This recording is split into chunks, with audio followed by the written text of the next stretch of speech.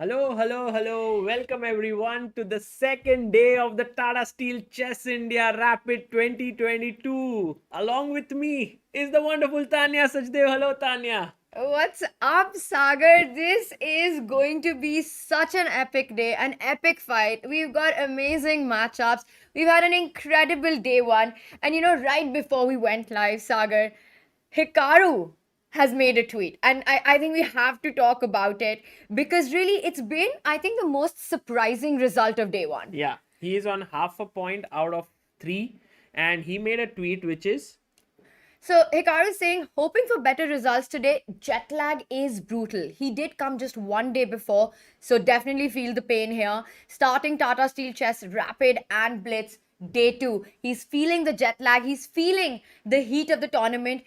But Sagar, look at the photo with the it. I creative don't know how guys. to. If you can go to Twitter and check it out, maybe we can also try and get it on our screen. That But would be so cool. It's basically the poster of Devdas with Hikaru as Shah Rukh Khan. Who do you think, or what do you think would be Aishwarya and Madhuri in this? it's basically I don't know. It's like Rapid and Blitz. Oh, nice one. With Hikaru in the middle, Rapid and Blitz on either side. Currently, Hikaru, arguably the strongest player in speed chess format, really struggling here at the Tata Steel Chess India. Yeah. And by the way, we have all the heart rates working today. But Tanya, before we get cracking, let's have a look at the standings of yesterday and to see who is leading the tournament right now. The after 3 rounds, showing you guys is this tweet that Hikaru Oh my. made. Such a nice one. He's put this up on his. It's on Twitch. You can go and follow him there. But that's Devdas. That is Devdas. I love it. It's really Very creative. encapsulating the Indian vibe here. Hikaru feeling the Devdas pain after day one. But of course, we've got three big rapid games coming up, so things could turn around. And Saga, you were talking about the standings going into round four. Let's take a look at that because we have a player on 100% score. Yes. We have Shakrar Shah Mamadiyaro. on 3 out of 3. On 2 points, we have only two young Indians, Arjun and Nihal. Gukesh is at 1.5 along with Nodirbek, Parham and Wesley So. Vidit on 1, Nakamura on half, and Sethu Raman on half. That's how things are. And that's the. I have to say, this is a bit of a shocker. For me, the standings that we have going into round four would have been so hard to predict, but that is the beauty of this format. And we can see, Sagar, the players are ready to go. They've taken their seats. Do we have liftoff? Yes, and the game that we are very excited for is Hikaru Nakamura versus Shakhriyar Mamedyarov because it's going to be the clash of these two wonderful chess players, two aggressive chess players.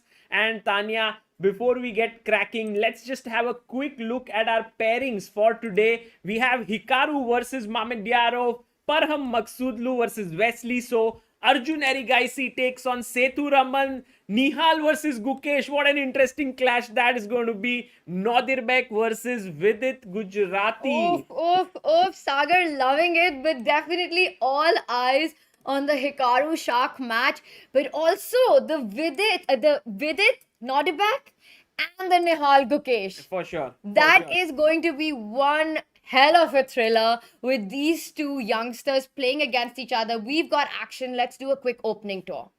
Okay, let's go and let's have the first game, that is Hikaru versus Shak. On our screen, we can see both the players currently blitzing out their moves out of the opening, and there we go. We have the board Knight f3 by Hikaru, Knight f6 by Mamedyarov, e3, g6, b3, bg7, bishop b2, c5, c4, castles, bishop e2 on the board. Tanya, if Hikaru manages to win this game, I think he'll be back in this tournament because he not only wins a game, he crushes the tournament leader. Yeah, and crushing a player like Shark when he's in the kind of form that he's in will definitely be a huge boost. Hikaru doesn't need a confidence boost, no matter what his tournament situation is. But he needs to start scoring. He knows that the three games today are absolutely critical. But Sagar, the opening that we have, To me, it appears it's the kind of opening which Hikaru usually employs when again he just wants a normal middle game, Yeah. where black has very little chances of creating a chaos, getting the kind of position that Shark strives in. It's that slow strategic fight. So here Hikaru is playing the player as much as the game.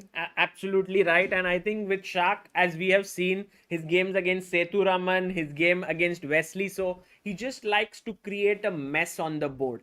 And that's what he has done. That's what he would like to do with Hikaru as well.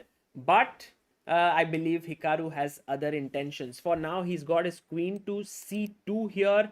And he would like to eventually go for a central break with d4. That's how things would stand. And Let's also just tell everyone that in these kind of positions, Sagar, white wants to go d4 and have this center clarified. But one thing very important is that whenever white does go d4, after black captures on d4, you want to be able to capture with pieces. Because once you take it with the pawn, which might seem a natural way to go, black strikes himself with d5, actually getting the initiative. right, and then let's say the bishop on b2 would be very passive. So that's why Hikaru first makes all the preparations to go for a d4 break. And by the way, we have the heart rate on our screen right now. People can see it. 79 for Shakhriyar Mamedyarov and 89 for Hikaru Nakamura. So still pretty even, understandable because of the position that we have. And look at this Shark not backing down, saying, you know what, you keep preparing your d4. I'm getting my d5 in. He goes for d5, and if Hikaru takes here, he could also take with the queen Tania, setting up this battery down to the g2 point, and who knows what could happen then. Okay, let's go and look at the game of Nihal Gukesh. What a big matchup that is for the two youngsters who had a pretty good start on day one. So definitely, and both Waka students again. So definitely Anand has got his eyes on this one. Sagar, let's take a look at what is happening and a similar structure, or at least a similar start as was in the Shakhriyar game with white taking the c4, b3, bishop b2 stuff. Yeah, and also, Tanya, Nihal really loves to play positions where he's not committing something very soon. Like, just keep it simple. We'll see. We'll take the plane to the middle game. Then I'll get a very small edge. I'll keep it all safe and then convert it into the end game. This is Nihal's strategy. And Gukesh is that kind of a player who likes to take risks. He likes to basically sacrifice, go into unclear positions. So here Gukesh will be striving to create a mess while Nihal will try to keep it all together. Let's see who triumphs at the end. Bishop g7, castles, knight e7, d3, castles, knight c3, h6.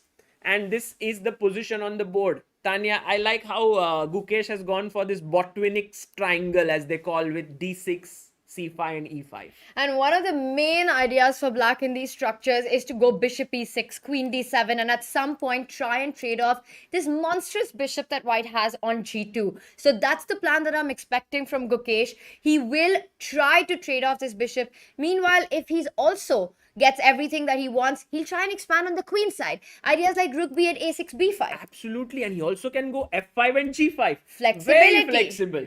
Sab jagah se he's trying to keep an eye on everything that's going on. So this is an interesting game. And 80 is the heart rate. Yeah. I was just looking at our players. That's such a cool shot. If we can get a full screen of these two young Indian talents facing each other, Nihal versus Gukesh. Now during commentary of their games, it's so hard to say little Nihal, even though he's so young. Because and I always feel when I call them talents, I'm not doing justice to all their achievements. But what is a better word, Tanya? maybe a couple of years ago, calling them talent, saying they're here for opportunity would have made sense. But these, young players are so mature and experienced now with the elite that they are here for blood. And look at this, what is played as well. Gukesh going for one of the plans that we were discussing, Sagar, one of the typical plans in the position. He wants to go queen d7 and this, but look at Nihal. All of a sudden, he sacrificed a pawn, Tanya. b4, cb, ab, and this is a little bit unlike Nihal giving up a pawn. But I think what he wants is bishop a3 and then knight b5. Put pressure down here. That can get very messy. I mean, that is coming up with a lot of momentum. And we also see that Nihal did not take long making. He didn't contemplate on the sacrifice for too long. Gives me the feeling that this is part of a idea that he's familiar with. Yes, yes, this is a very common idea, by the way, Tanya. But you know, when you have a bishop on c1, it makes a lot more sense because then you'll go in one move here. So Nihal has actually spent a move. That's the reason why I think a3 b4 here is a tad inaccurate, and it could result in Gukesh taking. Yes, he's taken the pawn. CB, AB on the board, and will Gukesh now go and chop this off? I think he will. And by the way, Tanya, we must tell our viewers today we are expecting someone very special to join us in commentary. Any guesses? Any Chat. guesses? Guess in and tell us who do you think will be joining us during this day of Rapid. And I'm so excited to have him with us with his insights. Look at the chat. Everyone's like either Vishy or Peter Lecco. Close, close. Chat, you are on point. Well, it is one of the two. But we will try and get both hopefully during the tournament. But today we will have would one. be so epic. Vishy And Peter. and Peter. Same one. Same Same time. time. Arey, that'll be insane. फिर तो मजा ही आ जाए. Huh? Because you know, Peter and Vishy also, they have so much respect for each other, and they are like they are Tanya, legends. can we try to do like Peter, Vishy, Vladimir, Judith, Boris, सबको ही Judith? बुला लेते हैं यहाँ पे ऐसे Possible, tournament ही just रख लेते हैं हमारे imagine on commentary five में. on in one like for 5 minutes together. I mean, और किसी को It would बुलाना be है like it would be like that, you know. Let our powers combine: Earth, fire, wind. You know that Captain Planet. Captain Chess. But Sagar, you know what? Honestly, I think it will be amazing if we can get Peter and Anand together. But today we do have one of them joining us. Right. And by the way, knight d2 played here by Nihal, unleashing this bishop on the long diagonal. But, you know, if I have to be like really honest here, I think Gukesh is a pawn up. Yeah, that is very honest of you. That is no, really no, honest I mean, of without Sagar. compensation. He indeed has given us, that's a hot take here by Sagar Shah. We would never have come to that conclusion, chat, without this great input and honesty by Sagar.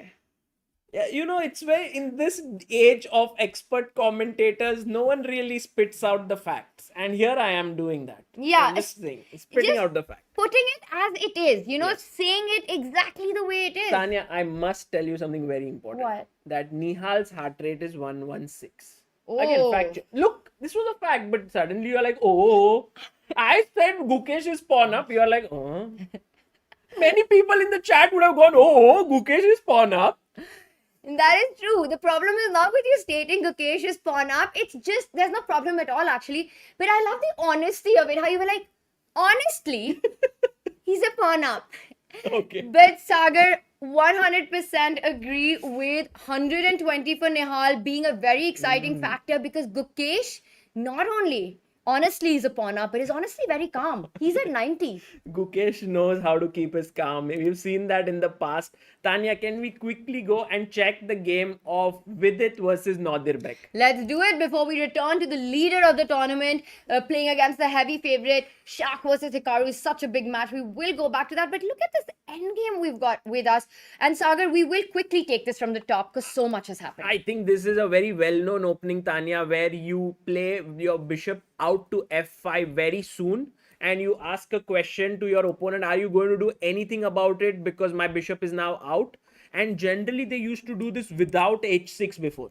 The same line. But now even with h6 this is played. Wow, Vidit has played it totally differently, right? Because again you could go back to h7 here, but he goes to e6, doubles the pawns here. And now bishop d3, a5, knight f3, a4. Nadirbek playing very simple chess while Vidit is just pushing his a pawn down the board. Knight a6, bishop a6. He's like, who cares about the bishops? Knights are going to rule over the board here, Tanya. Look, knight e2, knight g3, knight h4, knight f5. If you get the knights there, this is going to be really a difficult position for black. And I think bishop a6 was a really nice, a nicely timed move. If we just go back to that moment, Saga, Yeah. because I want to point out why it's so important to play bishop a6 here. You don't want to allow black bishop is black's bad pawn structure. I know right now it might be hard to imagine, but black has to be careful about that a3 pawn. In many endgames, that can become a huge weakness, and Or a white. huge strength, Tanya, sometimes. Yes, but I have a feeling that here, at least for the time being, black will have to be careful about the a3 pawn. Right. And we have this current position. White wants to get the knight to d3. That seems like the natural square, but g2 is hanging. Right. So I'm expecting white to make a move like g3 so Yes. that the knight on e1 is free and can jump around, start creating threats.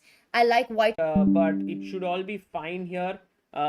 What we got the news from the internet providers is that every day, maybe for couple of seconds, internet may go down once or twice. So please do refresh your stream. By the way, Tanya, Yes. I must tell you, and I have to ask you, uh, what do you think is the kind of player Nodirbek is? Aggressive, tactical, positional, calm? What do you think? I think the one thing is clear about Nodebek, he is a fighter. He wants to play That is long true. games. He never wants to, even in equal positions, agree for anything, bail out of positions. I would put him more in an aggressive category, but pragmatic aggressiveness. I don't know if he's a crazy. I've not seen so many games where we see a lot of crazy sacrifices from him, but very often, if there is an opportunity to go for initiative or for an idea, which does have attacking possibilities, he doesn't shy away from them. But also, he is pragmatic in that approach. He's not the shock level of.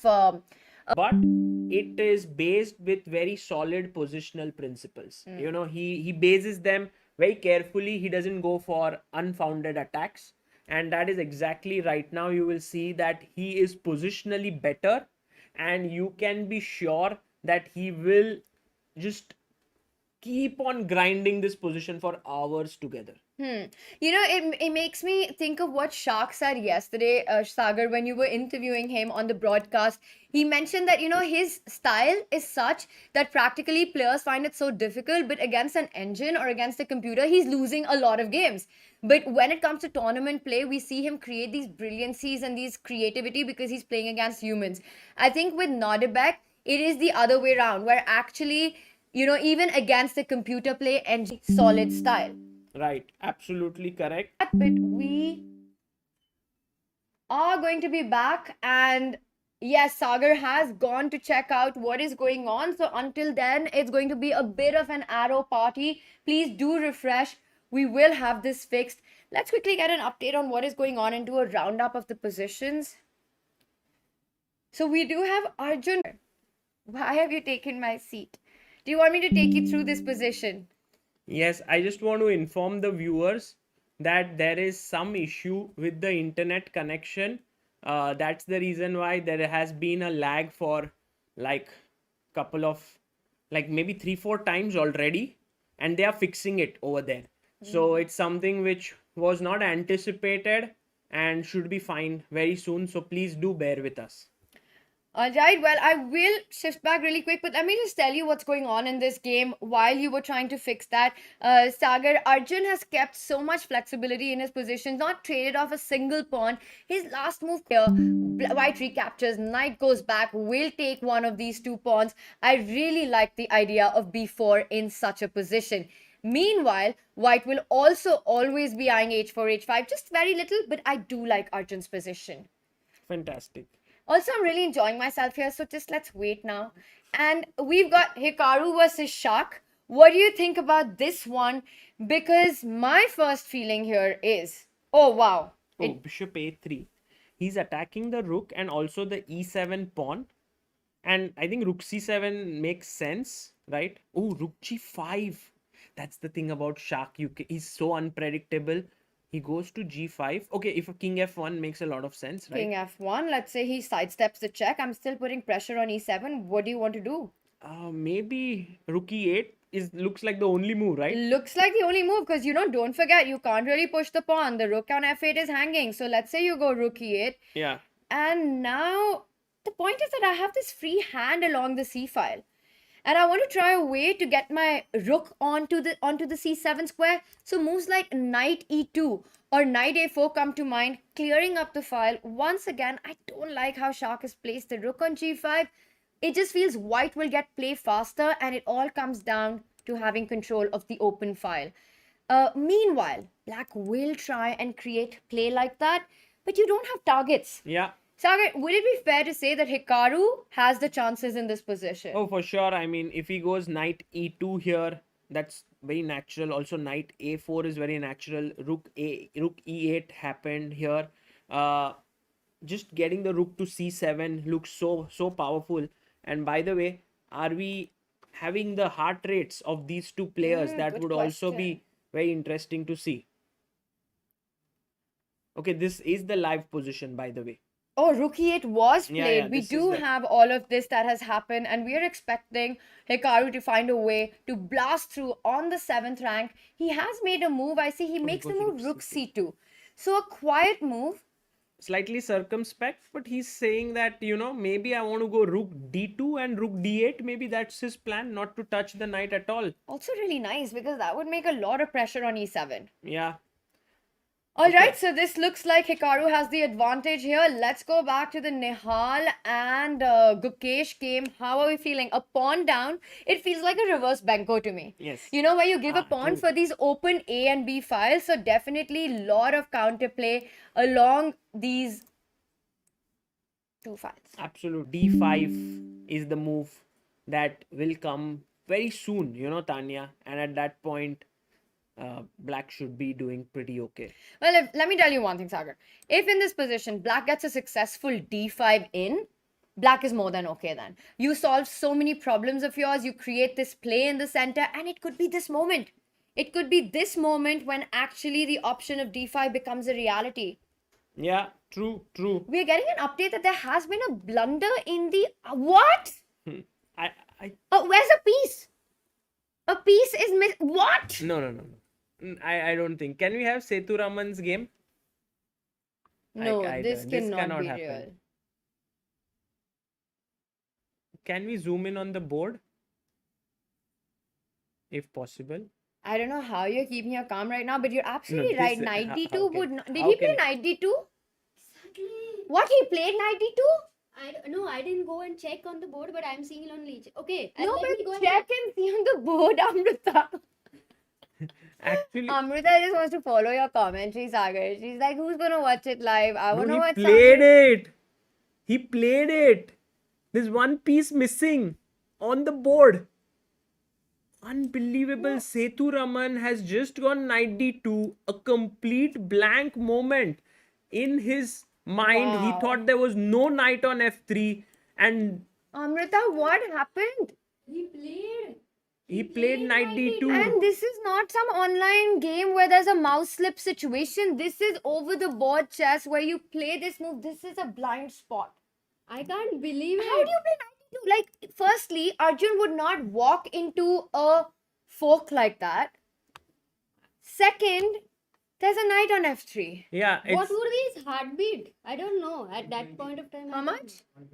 120 heartbeat. 120, and Arjun is at 72, a very solid 72, and he's saying that thank you so much Setu for this free piece that you have given me on d2, and it's just over. I don't know even why Setu is playing on, right? I mean, he can resign the game. Exactly. I think no. I am also. Okay. I am also very Even shocked Sagar about is it. sitting here, you're literally like on the chair. Just Actually, because I'm here. And I'm like actually, so the far. chairs are changed. I think Tania is looking so fresh. Thanks. What happened to Sagar? He was looking fresh in the morning, but right now he's so tired. There was some lags that happened, and I'm a little bit stressed out. Oh, I do really? have. Do you want to contour a little bit? Do you think my stress can be reduced? What? What I is think- contour? What's contour? Exactly. I'm contouring dabba. What do you call it? You called it a dabba yesterday. Okay. It's तुमने तो बोला It's खाना like that. खाना चाहिए था डब्बा तो लाया नहीं है तूने क्या हो रहा है? क्या? You want me to get it? Actually, what What? is happening? Sagar? Okay, I don't is know going on? what are the I don't know secrets what- they are having पर मुझे नहीं पता I'm not, पता you चल want जाएगा। to? Are you sure? Yeah, please. Anything to get back my position here to sit. तुम You were on the nice chair here in the But I center. can't believe that right now knight takes d2 has happened. What is this? What, guys, please? What is this?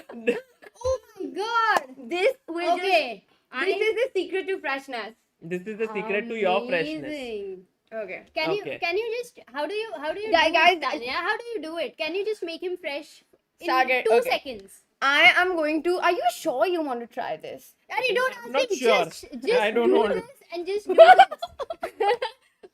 You're looking very fresh. Is but the it other side better also- now? Now you have to do it on the other side because it's only on one side. You have like cheekbones on one side. इधर piece blunder के बाद मेरा cheek bone से Cheek blunder. Cheek blunder after a piece blunder. okay b5 but was that? I can't Chal believe kya raha hai? Tanya Yeah, that this happened 123 heart rate of Setu Raman. Sagar, it would be like over the roof when you make a move like knight d2 at the start of the day. You can't even blame exhaustion on this. Yeah. It is such a blind spot. I mean, this is a free gift. It's a free gift of a point. And also, if you look at Setu, he's still sitting there. I can't believe that he's just very relaxed. I mean, not relaxed. He must be feeling horrible, but he's still playing. He could have resigned, right? You know, I'll be honest, it's often this inertia of He- just this inability to resign. You can't believe it yourself what you've done. I don't think this game's going to last for too long. It is just completely a shock for Setu what he's done. He's trying to calm himself a little bit, just playing a few moves. He knows it's a hopeless position. Yeah, this is over, guys. You can see that there's one piece missing, and this is a kind of blunder that you don't expect from a 2600 plus GM. But then again, you never know what was going through his mind when he did that. Maybe it was just a blank moment. Has that ever happened to you, Tanya? Very recently, it was in a Blitz game at the Asian Championship, in fact, where I also hung a free knight. But you know, Sagar, I had played an entire classical game that day.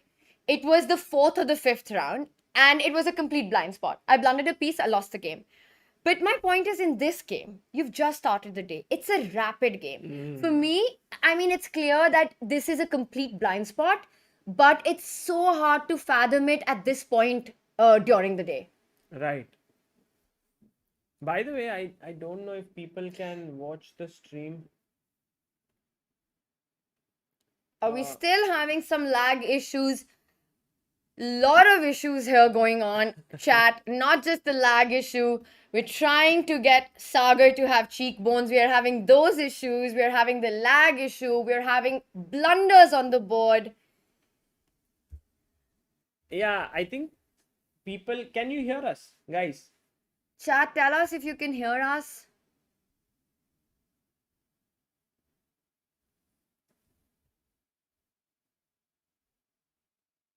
Refresh. I think now they can. Yes, I think we are back, but it was a very long lag, it seems to me. Oh, I think we're back. We're back.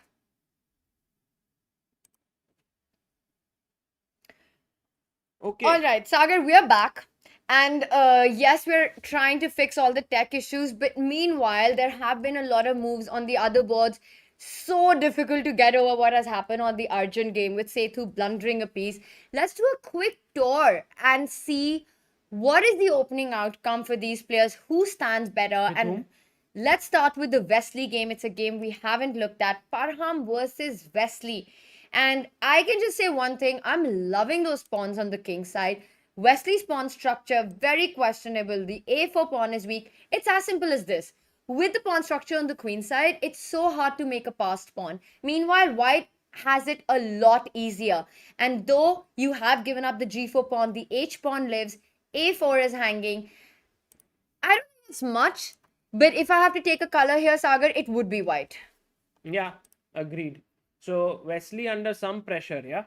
Wesley under some pressure. Let's move on to the next one. Arjun versus Setu. This has been a total shocker. One big blunder. Just a matter of time. There is no compensation. It's just a full piece. One has to feel for Setu, but it does happen, Sagar. We've seen it happen in this event. In fact, you remember Gukesh blundering on the spot in that one move against Shakriyar. So with it, blundering, a winning position. So it's just a part of chess, and of course, a very difficult moment for Setu. But this one, Arjun is going to win. Hikaru against Shak. Wow, lot of trades have happened. Lot of things have happened since we left it last. And my feeling here is White still has a little bit of pressure.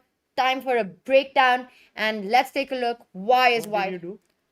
You were busy with the whole tech stuff, so I thought I'll just do my breakdown. But you didn't do the right sign. I did. Oh, how did you even notice? I thought Because you you were said let's do break, and I was like, there are two actions. I did do this. Okay. I did it. But we can do it again. It's time for a breakdown. It's Tania's breakdown. Time for Tania's breakdown. Let's go. All right, so we have an endgame, but why is White better here? And you know what? Regardless of how much the eval bar gives it is better, actually it feels like a lot more. Simply compare the pieces, compare the pawn structure. White's rook is already landed on the 7th rank, and don't be fooled by the fact that Black can challenge it with rook c7, because if you do that, I will not only land on the 7th rank, I'll land on the 8th rank with a very nasty rook d8. So in fact, there is no way for Black to challenge this rook. I'm attacking your a7 pawn. You are actually going to end up losing this pawn. White will be a pawn up. My knight on e2 will jump to d5. Knight f4, knight d5 coming onto the center of the board, creating more pressure, better pieces, stronger powerful attack. Hikaru Nakamura in driving seat against Shakhriyar Mamedyarov. By the way, there's a huge news incoming that there is a knight on d6 in the Sethuraman game. What? You know, that's what I was wondering. That probably Sethu would have resigned by now if there was no knight. Where is this huge news coming from? From the chat also, and also I got a message But you from... saw it on screen, no? You said there's a piece missing. I mean, when Amruta came in and everyone was saying I couldn't see the piece. Internet. We can't see the internet. We can't see the piece. What is happening today? So, producer ji, can we just zoom into the board? We need a zoom into the board. Chat is saying that Shark doesn't have a heartbeat. His monitor's crashed. No. Guys, 1 minute. Amruta, There there are two knights. Oh my god, I see it. There are two knights on the board. Guys, this is just crazy. So it turns out Sethu did not plunder. Sethu is not down a piece. It's all under control. Like we were shocked with it. It is impossible. And apparently it is impossible. There is no Can we blunder. ask Leonard to just fix it here? Maybe he would be fixing the EGN. That's what I thought, right? Sethu would not continue this position if he was down a piece. Dude, I said it, but you said कि by inertia से सब हो Oh, जाए. I did say that. You're right. But I was trying to... But then I also said that a few moves he will do But that. here actually we don't need to explain anything. Everything is going crazy right now today, guys. We are unable to have our internet. I'm seeing that on my OBS. It's a red mark. Generally it's green, and it's right now. Can you hear me well? Like, can you hear me and Tania well? Because I feel that the internet is not up to the mark right now. It's so not up to the mark. कि एक piece ही उड़ गया है board से. It's not just our voices. The question is that can people see the pieces? Sagar, let's keep going. We've got Nihal versus Gukesh. And this one, if you can just please put Nihal versus Gukesh. The sound is okay. Yes, we can hear. Must. Nihal, yes. There is intermittent voice lag. That's cool. Intermittent voice lag is cool. अरे intermittent fasting नहीं है ताने. But isn't all intermittent things good? Maybe. All right, but it's good. Okay, so of course it's a little up and down chat. We are trying to fix it. Nihal versus Gukesh. A big matchup here. And what's our... Whoa! Whoa! All of a sudden. Okay, 1 second. This is definitely a piece blunder. No, it's not a blunder. He's just given knight f6. He gave knight f6, Sagar. It was this. Acha, bishop. There was no knight on c6. Yes. No, there was a knight on c6. He went knight Acha, there was no knight on f6. No. I thought he took there and took here. Okay. But nice little trick there, taking advantage of a lot of pins in the position. You could not have recaptured the bishop, and otherwise the rook would be lost. Do you want Amrita to come in and give you a little head massage? No, I'm fine. I'm just. You know, it's like all of us have that friend, right? Who you can totally tell is not fine, but you're like, "Kya ho gaya?" I'm fine. When anyone says I'm fine, it's really not the case. Sagar, Yeah, I'm not feeling. I'm not feeling up to the mark here because I'm just thinking, like, Tania, can you explain the Okay. position? it is time to explain the position. People are saying Prag and Bhakti got the Arjuna Award. So, guys, a big moment for Indian chess. After 9 years, we have got the Arjuna Award finally, and I think both of them will fly down to Kolkata tonight itself and maybe reach tomorrow or something like that, and we'll have them playing in the Blitz section. They will be back for the Blitz section where Prag will replace Setu and Bhakti will replace Vantika. Vantika. All right, we've got the live position with us, Sagar. And once again, black has an extra pawn. But look at your piece activity. Look at white's piece activity. It's easy to say that this is a lot of compensation. In fact, I think it's more than compensation. Your pieces have no harmony. Knight on d5, now targeting the bishop on f6. And let's say you fall back with the bishop to g7. White can actually now go in with the queen to c7, forcing a trade because I'm also attacking your rook. Arrows after bishop g7. So let's say. I'm just worried whether people can hear us well or not. Oh. Matlab, I think they can. Everyone said yes, yes, yes. But it's somehow not that clean. You know, that if you see the OBS there, like here, it should be green always. Oh. But it's always, so I'm not sure. People are saying that, but guys, if everything is fine, I'll stop worrying. I'll start sort of. Yeah, because Sagar's also, you're handling so many things, Sagar. No, I'm not handling anything. I'm just trying. Internet is not in our control. That's the main thing. And you remember how you said once to me that you have to just take care of the things that you can control in life? Right. It's time to do that.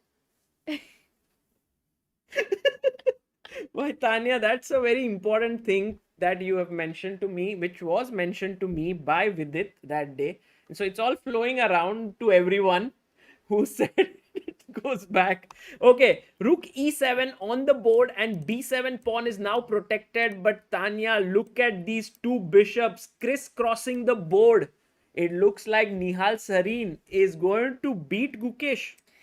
The only thing going in Gukesh's favor is that extra pawn. एक pawn की कीमत तुम क्या जानो निहाल बाबू. There is one Nihal Bablu in our chat, you know. It took you a while to figure out that that's not Nihal Sarin. I remember you were saying that eventually you came to the conclusion, indeed it is Nihal Bablu. If he's in chat, welcome. And we do have b5. So b5 is a move. And then e4. This is all desperation, Sagar. Trying to break open, trying to create a mess. Oh, but and he's trying break to free. trap the queen with rook e5. But there's always queen c6. How are you trapping the this queen? is the trap that he wanted to set. Tania, look at this. Rook e2 and black is back in the game. Tricky Gukesh gets it all right. Queen d4 was the best move, Tania. Wow. Going into the disco. But now the thing is, there's no good disco. So he had to play this. But once he went here, rook e2, black is back in the game. Queen d4 is such a hard move to make. I mean, just walking into this dragon's mouth on f6, how do you play something like that? Queen c6 felt so natural. And after rook e2, it does seem like black has everything under control. White wins the pawn back but has lost the control of the position. From an assertive, dominating position, lots has been traded off now. And wow, what a nice trick there. Beautiful trick. And Gukesh down to 10 seconds on the clock. Gukesh needs to make the move. He plays it. And Tania, it seems like this game now very realistically might end in a draw because Nihal will win the b5 pawn. But then it will be 4 pawns versus 4. So very narrow escape for Gukesh. He's doing that quite well. Yesterday he did it against Arjun Erigaisi, today against Nihal Sarin. So Gukesh surviving in this tournament. Can we go and quickly look at which game? Hikaru? Let's take a look at the Hikaru Shark Hikaru versus match. Shark. Hikaru Nakamura winning. Wow. Hikaru is making his comeback in the tournament, and it says that White is completely winning here. So White has an extra pawn, Sagar, and it is going to be a really strong extra pawn on the queen side. It will. The problem is the a6 pawn is such a huge weakness. Imagine something like a5. You fix the weakness, you go rook c6, you attack the weakness, you win it, and then even if you trade the a pawn with the b pawn, the a pawn step by step will end up queening. Brilliant. That was a breakdown again. And we have Hikaru coming back into form in this tournament, and that could mean a lot of things will happen now, which is very good because I think he slept well yesterday. Getting out of the jet lag, that was the most important thing for him. No chess issues, only sleep issues. Let's go to Nodirbek versus Vidit Gujarati, because Nodirbek is now pressurizing with it since quite some moves. But Tanya, is the c6 pawn going to fall off? I'm looking at it, and that's what I'm scared about. I was talking about a3 being weak, but right now Vidit has a direct threat of picking up the c6 pawn. The only move that comes to my mind is knight c5. You have to start putting pressure. I don't see a way of defending the c6 pawn, because you could play a move like rook c1, but then black simply comes in the way of both the rooks with rook c4. And eventually ends up winning that pawn. Instead of knight c5, Nodirbek decides to make the move knight f4. We see a trade happen and rook c4, blocking off that Vidit rook. is back. Vidit is back. Vidit Gujarati showing that he can defend inferior positions. He's back in the game. And Tanya, while you finish this, I will bring our special guest. Let's do it. We've got a special guest coming in. We've got just a few minutes for this game remaining. It does look like Vidit is out of very difficult end game with the last few trades. But you know what? It might look a little scary in the center here, but the problem is that White can't keep up the pawns anymore. The e4 pawn is hanging. You can't push it because then the d5 pawn will hang. And chat, if you have to break the center, my question to you is, how do you respond to a move like rook e1? I'm keeping my center. I'm attacking your pawns. You've got to be quick. With the black pieces, what would you play here to rook e1? Somnath Markesh, you're absolutely right. We will have Anand joining us soon, and of course give us his take on all the action. Wow, I don't know how Sagar pulls up that thing where we can see all the numbers, but I see so many people in chat. And in fact, we do have it on the board. F5 was the way to go. You immediately have to strike in the center to neutralize White's pawns. And in fact, now the tides are turning because black loses the pawn on a3 in exchange of d5. But look at black's king. So active. It's just going to start marching down the board, start accompanying this pawn, and things can actually go with its way in this. F5, everyone who thought of F5, well done. With it goes king c5. I like this move as well. Threatening b4 check, not allowing White's king to come into the game with king b4. Sethu winning. Chat is telling us Sethu. And by the way, meanwhile, Hikaru Nakamura has won against Shakhriyar Mamedyarov, taking the lead in their match. Let me just quickly bring up the last position. And as we can see, this is where it stopped. Just everything is over. A6 pawn will fall. Hikaru winning that. And let's quickly go to Sethu's game, chat. GG Hikaru. And of course, we want to see Hikaru back in his element in this tournament. I think every tournament only gets richer when Hikaru is really feeling his form. Okay, this is a crazy position. Board has been fixed. Equal pieces now. But what's really going on here? I mean, it looks like black has so many pawns. Black has one extra pawn. And you know what? You don't want to rush with taking g6, although you can, and that will be a second pawn up. But don't forget, chat, the g6 pawn is actually Sethu's friend. The g6 Sethu is saying, thank you, pawn, for defending my king. Thank you, pawn, for being there. And instead of hurrying up with taking this pawn and exposing his king, Sethu falls back with the bishop. His idea is clear. Kadam kadam badhaye ja, incoming. Khushi ke geet gaye ja, the pawn will end up deciding the game. So it does look like what started as a total nightmare, all of us thinking, wait, what happened to that blunder? In fact, it wasn't a blunder, and now Sethu is in driving seat. Position. Yes, things looking super good. Rook A1 played, Sagar. And A5, stopping A5. Oh, wow. You should click here, then after it comes. What do I have to click? On this. Acha. Sometimes it doesn't come. Okay, but let's have a look at the game here. Tanya, what all has happened? A lot since we left it last. One thing that happened was that he didn't blunder the piece.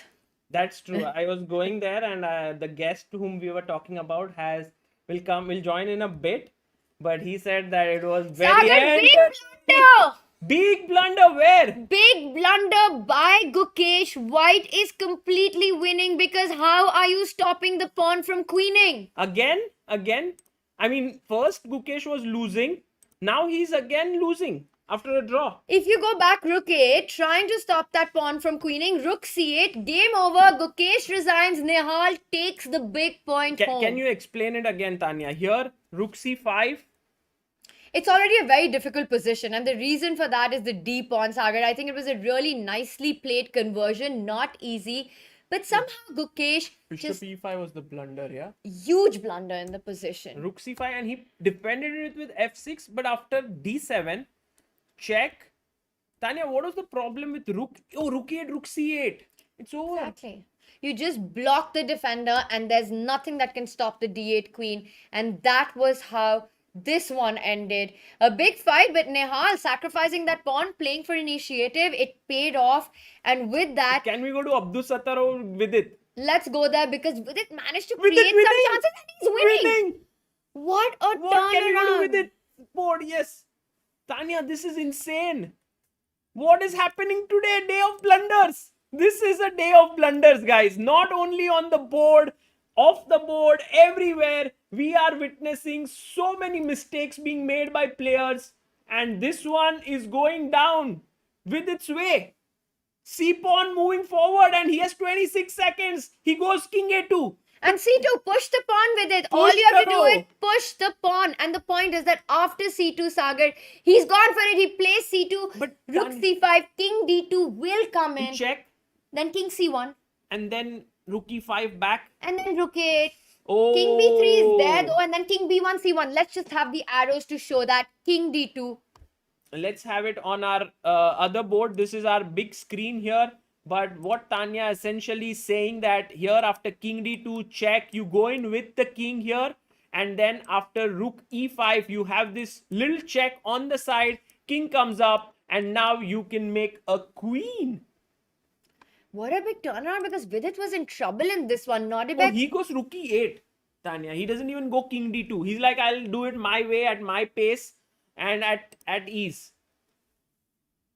And I think that's a really nice move as well because you just keep everything under control. You always have the move King D2. This looks like it's going to be a Vidit win. Wow, we are going to have 5 decisive games in this round. Insane. I think that's never happened, right? Wow, and look at this Sethu spawns marching down the board, Sagar. Is Sethu Just winning against Arjun? madness happening here. Wow! What a turnaround. I mean, turnaround in our head as well, because we thought it was a... Yeah, we thought he was like going to resign or maybe not out of inertia, but in a few moves. 158, Sethu at 158, dosto. Like, look at his heart rate. It's going... Sethu needs Sethu, to calm down. Sethu, you're winning. Don't worry. And look at him, he can King feel F8. it. He can feel this is a big win for him, Sagar. He is Because- an underdog in the And event. Arjun is one of the favorites. Oh, and God. will Sethu deliver Arjun his first ever rapid loss in Kolkata? And break that hot streak that Arjun has. Queen D8, I love it. Attacking the D4 pawn. White's queen is stuck to defend the A3 pawn from advancing. This is so over for White. And you can't move the rook from E1 because there's B1 queen. If you make a move like D5, Sagar Black always has this idea of rook C8. Get your rook to C1. Get your rook to C2.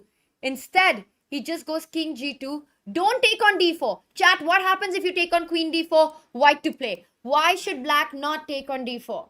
Chad, while you answer that, look at Tanya's heart rate also in What the is it? 90s. Right now, you can see a small red mark there below her laptop where you can keep a track of her heartbeat as well. D5 played on the board. People have said rook e7. Absolutely right, Tanya. Only when black defended the e7 pawn, white defended the d pawn with d5, and Setu trading off an active piece 160. on e6. 160. Setu, you've got to calm Setu down. bhai. Setu bhai, don't take so much stress. Rook e4 on the board. And what is Setu thinking now? Can I go queen b8 and start threatening b1? What are you going to play, Sagar? But it's 15 seconds. You know, And he will 146, you talk about 15 seconds. Look at his heart, it's going crazy. He goes what? He goes queen b8. Exactly what I was saying. b1 incoming. How are you No, stopping I'll it? go back rook b1. Yeah. You have to go. And now I put my queen on the c file. Queen c7 coming in. Queen c7, queen c2. Okay, got it. But he goes rook b4. And Tanya, the thing that could entice a mistake from Setu is his nervousness here, his heart rate at 150s. Otherwise, the position is totally winning. And Arjun is a very tricky guy. We saw yesterday against Vidit also, he never gave up. Is he going to play h4 now? Is that He what played he wants? h4. He goes for Wow, h4. What he's a opening move. up the second front. He Tanya. is opening. He was dominating on the queen side. He's now going to dominate on the king side. White doesn't have enough resources to keep everything under control. You cannot go g4 because queen comes into g3. You can't take on h4 because rook h4. The queen comes onto h2. h4, a shocking move on the other end of the board. Yeah, and he goes rook h1. Again, tricky Arjun. I think we are having moves on the board. Maybe there are some moves that are not being updated. So let's quickly go to the other angle that we have here. No, but even there also it has stopped. So few moves. Maybe we need to see this game without a chessboard or what? Today is the day of unbelievable things happening. Rook And we've h4. seen some trades on h4. If we can zoom onto the board, producer Yeah. G, if we can just zoom in. directly Let's have the and jugaad here. get a board view. Can we zoom on the chessboard? Okay, Tanya, very difficult. Very interesting. Very difficult to understand what's happening here. But I do see that black hasn't queened a pawn. yeah, and Gukesh has gone rook h4. Is Gukesh? Tanya, Gukesh has already lost. Arjun. sorry, Arjun. Arjun has, so maybe h4. So what has happened is the question. King f2. If only we can recreate the position.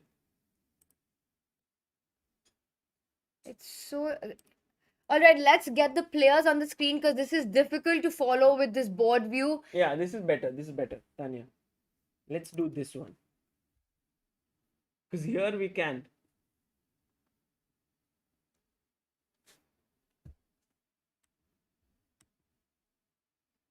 No, we Is do. this going on? It's going Oh, on. Let's go let's to the go Vidit game. board. Let's go to the Vidit game and try to follow that while Setu is totally winning here.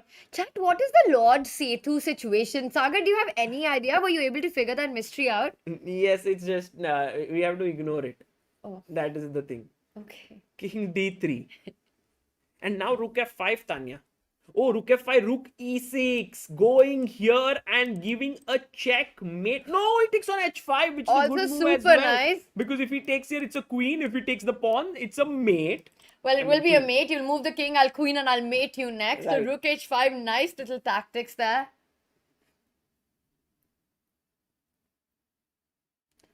And this, he might... No, let's have Nadirbek on the screen. Nadirbek and Vidit. Yeah, Vidit wins. It's over. Vidit Vidit wins. wins. A difficult game at the start, but amazing technique by him at the end. Chat. Oh, F5. now we have the game. Well spotted with F5 there. That was the key move.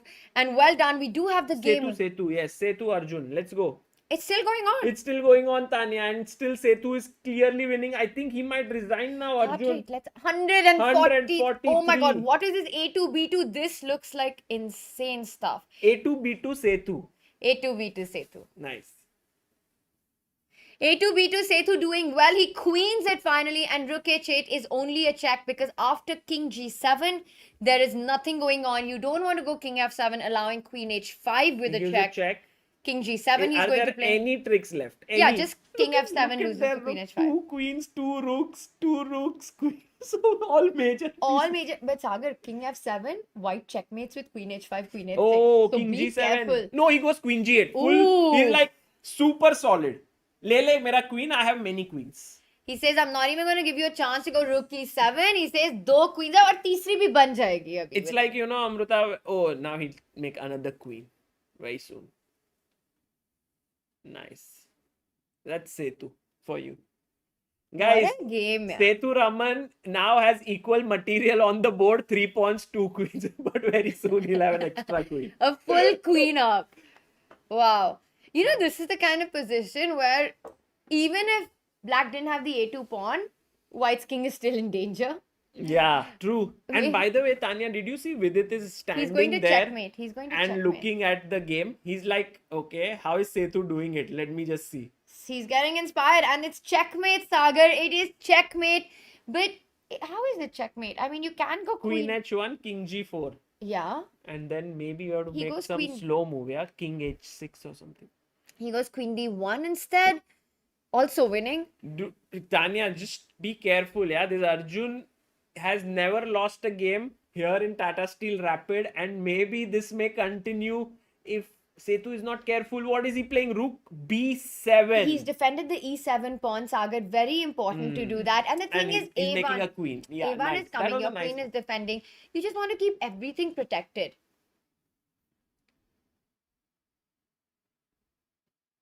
I like Rook B7, and I'm expecting Arjun to now throw in the towel. And that's he resigns Setu on cue. Raman. Sethu defeating a huge favorite, the lowest seed of the tournament, the underdog of the tournament, defeats the reigning champion Yeah, of Tata big, Steel big Chess India. upset. What a result for Sethu. Big upset here, and Setu, the game where we thought he should have resigned because his piece was missing, which was all a big misunderstanding, cleared up, and then eventually Setu won.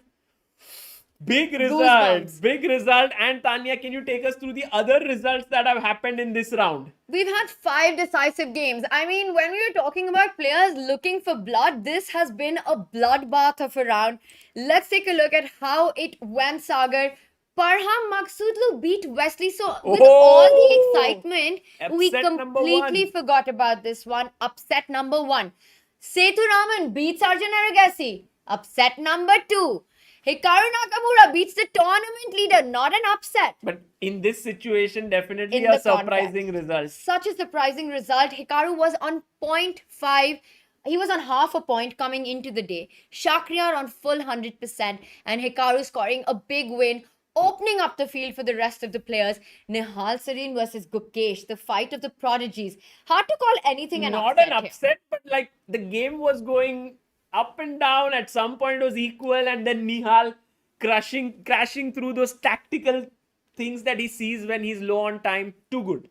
Too good. Nihal said to Gukesh, Tera hoga, no hal. No hal? Like, hal nahi hoga. Arre kya?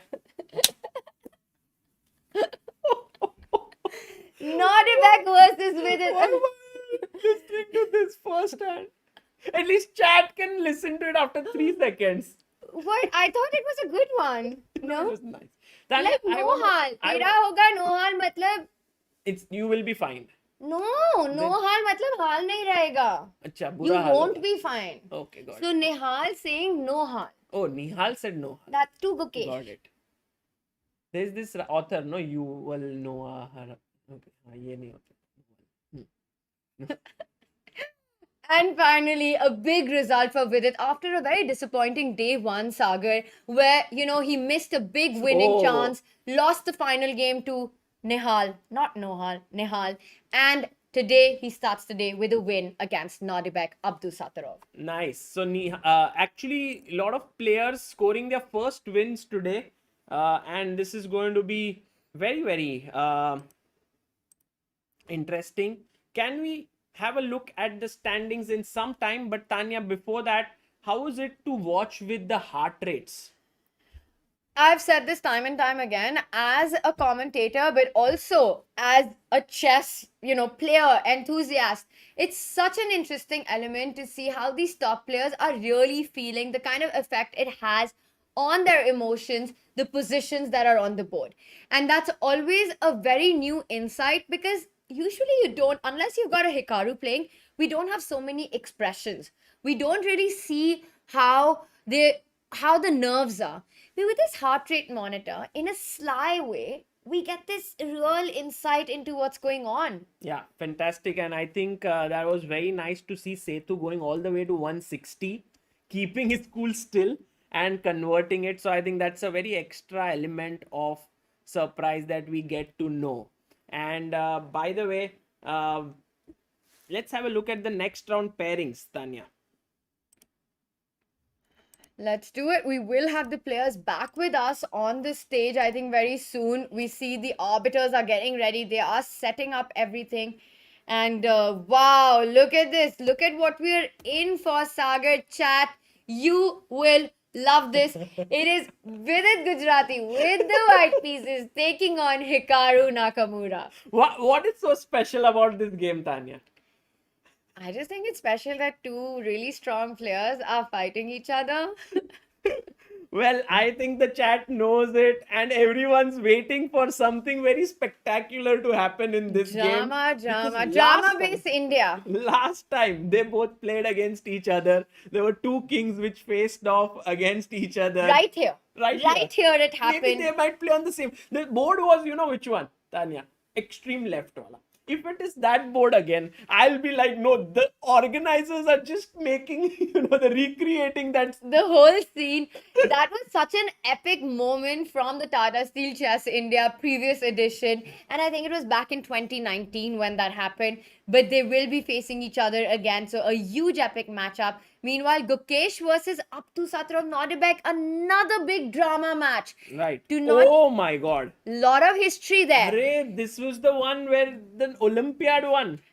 This was the gold medal deciding Olympiad matchup on board one when the two played, where Gukesh had a great position, was the one who was putting pressure, but it was more or less objectively equal. Nodebek kept up the tension. Slowly, Gukesh, being over ambitious in that, ended up losing it. It was a heartbreak moment for India. Nodebek had a phenomenal performance throughout, and this also is a very dramatic matchup. Absolutely, and we have next Setu Raman versus Nihal Sareen. Setu's just come back in form, facing off Nihal. I think Tanya, have the games already? No, actually it's 5 o'clock, but they are taking a couple of minutes. The players are arriving, so we have time to go over the pairings as well as the standings. We have Wesley So versus Arjun Erigaisi, a big clash there, and Parham Maksudlu taking on Shakriyar Mamedyarov. Parham and Shak are good friends, Sagar, and it's going to be interesting because Shak has just suffered a brutal loss against Hikaru. He's definitely feeling the anger right now, and Parham, he'll have to face the brunt of it. I'm expecting a firework of a game in that one. Shak style and Parham style, both very aggressive players. Right, Tanya. And look at who's leading the tournament. With Shak, we have the young Nihal Sareen in the lead with 3 points. Parham Maksudlu on 2.5. Vidit Gujarati on 2. Arjun Erigaisi on 2. Hikaru coming back with 1.5. Gukesh on 1.5. Nodirbek 1.5. Setu Raman 1.5. Standings hai, Tanya. This is crazy. Unbelievable. Just a half point difference between the players, and we see at the bottom of the table currently is a heavy favorite. Right. It was Hikaru before. Now it's Wesley So there. And I think this tournament is really going to be very unpredictable. We had a super chat by Nihal Bablu, whom we are talking about. He says, hello Tanya, Sagar, love your commentary, best duo as usual, rooting for my namesake, my favorite chess player Nihal Sareen. Let's go. Well, Nihal Bablu, you are on point right now. He is leading the event with 3 points along with Shak. A huge matchup coming up. Who is Nihal playing, Sagar? Remind me. Nihal is up against Such a big match. Setu. Nihal versus Setu, and Nihal will try to make the most of being a favorite in this one. While Setu, of course, had a classy game against Arjun. So it's not going to be easy. No, Nihal had against Gukesh. Nihal played Gukesh, Setu played Arjun. Ah, correct, correct. Okay, so Tania, the stage is set. Everyone's ready. It seems like we are ready to go. And guys, we will also. Oh my God! What happened? Vidit and Hikaru playing on that same board. Are you Such serious? में. Can we have the That's top so rare. view? Can we have the top view, director साहब? Or Where is it? there left में. Oh my They- god, they played there. memories! And this was They the played board there. when And Vidit also sat with on that side. Hikaru was this side. this is such a deja vu moment, Sagar, and I am sure the players can feel it with it going into his Same with it Tanya. going into Pura his same था. lotus mode. Black Lotus mode incoming, full focus, calming himself down. You can actually see it. Producer Ji, can we just focus on Vidit right now? He is actually just calming himself in this match. And there we have it. Handshakes, lift off. This is going to be an epic fight. Hopefully, Sagar, we won't have a king facing a king. Why not? Well, actually, that'll be fun Hopefully, to why not, watch. Tanya? That'll be fun. I agree. I mean, I hope it doesn't happen, but if it happens, well. If it what happens, to we do? know the real winner will be Chess Base India.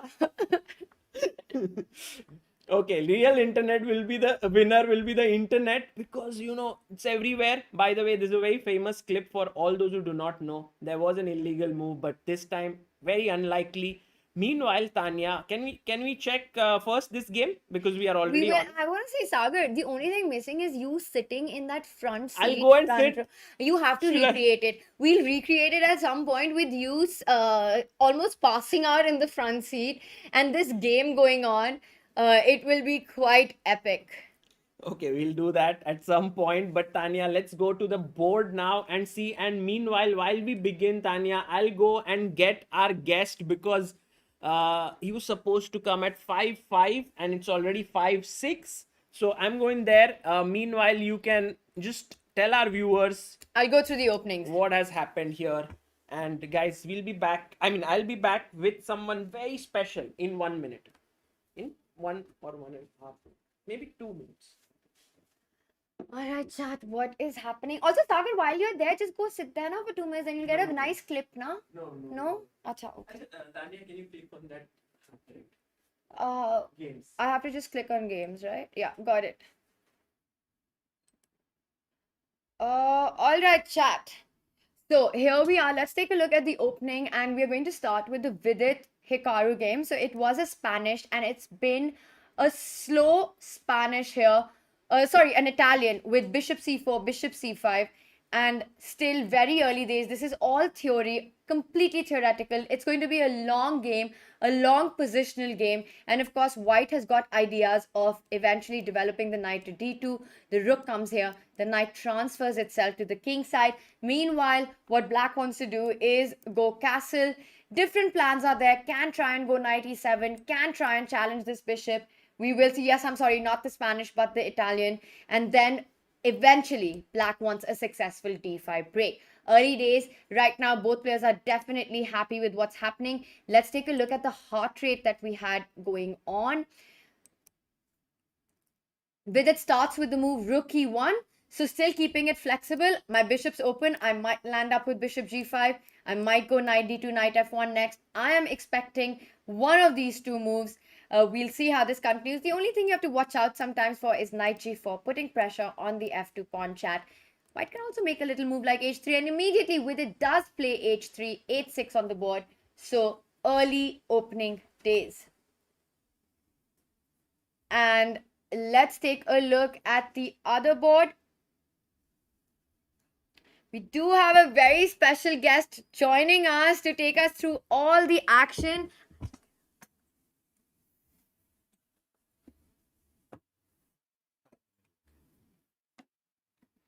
Chat, take a look at this. We have the one and only Vishy Anand joining us.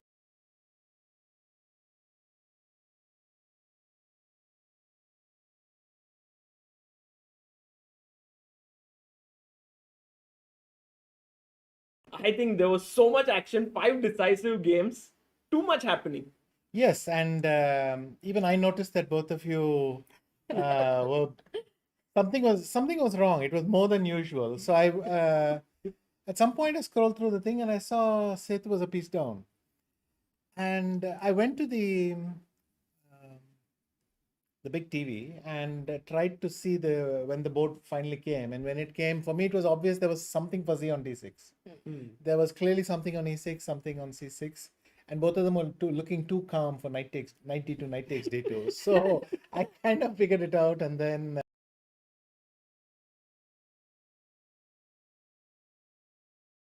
Surprised that he's not resigning at that. and that was not the most exciting part about this game.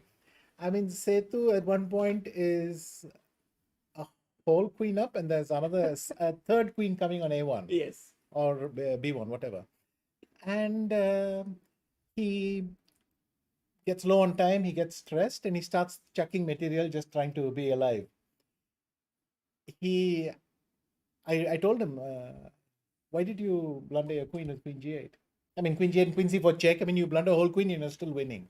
He said, no, of course I didn't blunder. I gave it away. But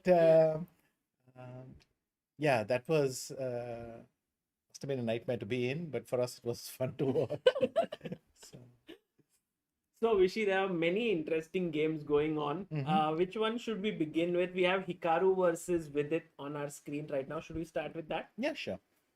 So, we have an Italian here on the board between Vidit and Hikaru here. Yeah. What are your thoughts here? I think White has a nice flexible structure. This has all been hashed, 1,000 times. They were once playing Bishop B2. Now, instead of Rook B1, and now Rook B1 has become sort of the current try. And he went Rook A1. Yes, because what he's trying to do is to get Black to move that bishop or something. So if Black had gone back with this Rook, with E, he's gone back Rook A1. So the idea of Rook B1 is in fact to provoke it. I mean, there are too many subtleties to get into. Sometimes you go knight C4, B5, B6, and you take everything on B6. Sometimes something else. But if you did this, then I think the idea is to go knight B3,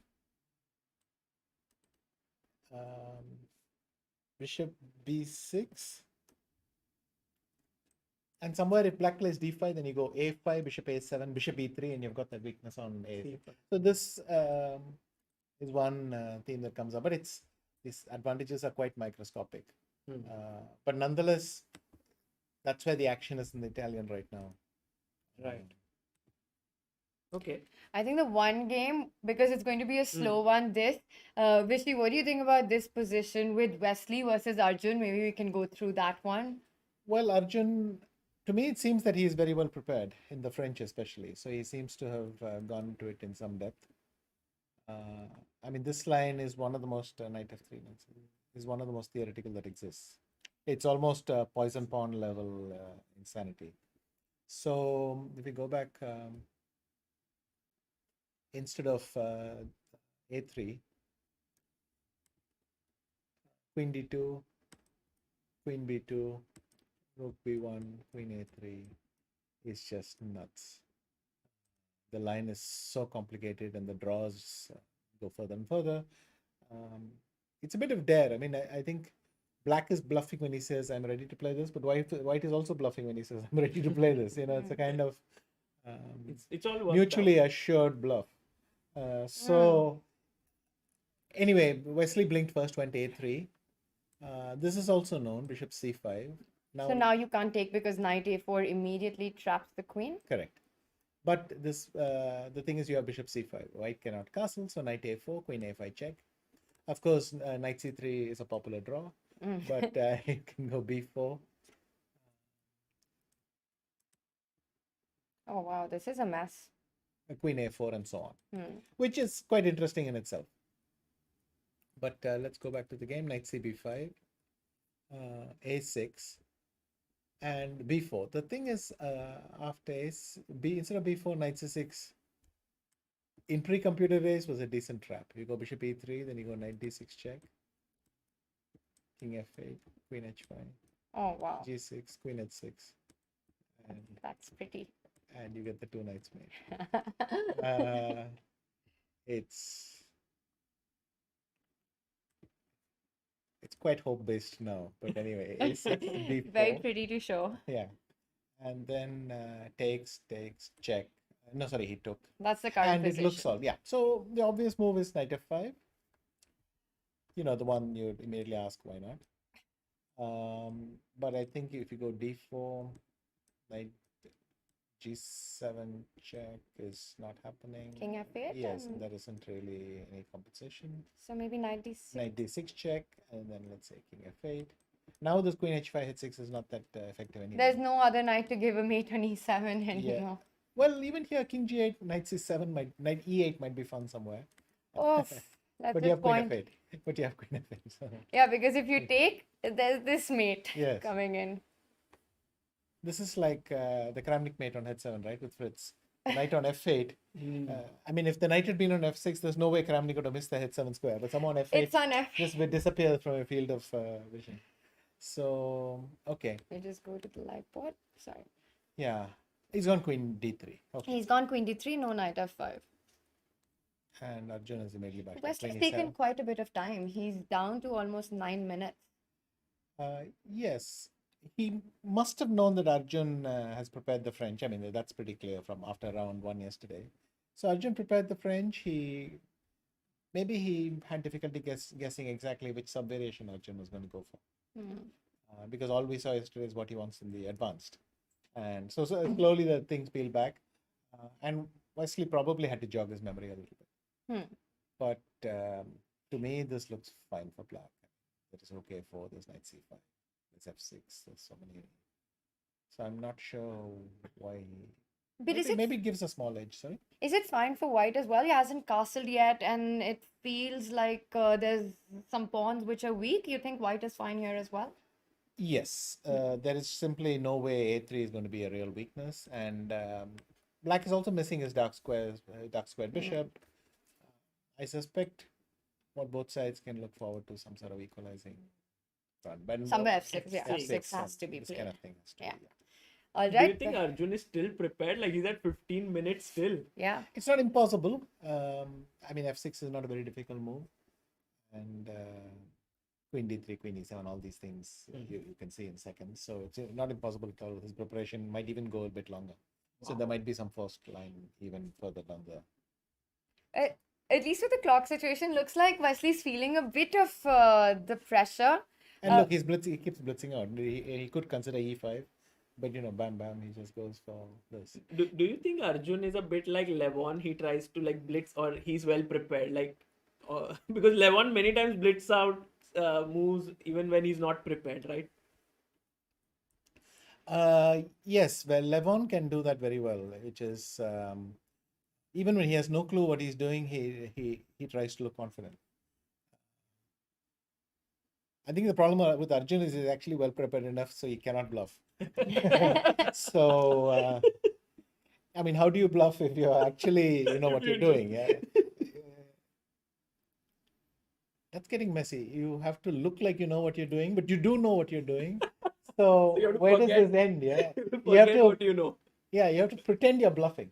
That's, I think, even something Levon would struggle with.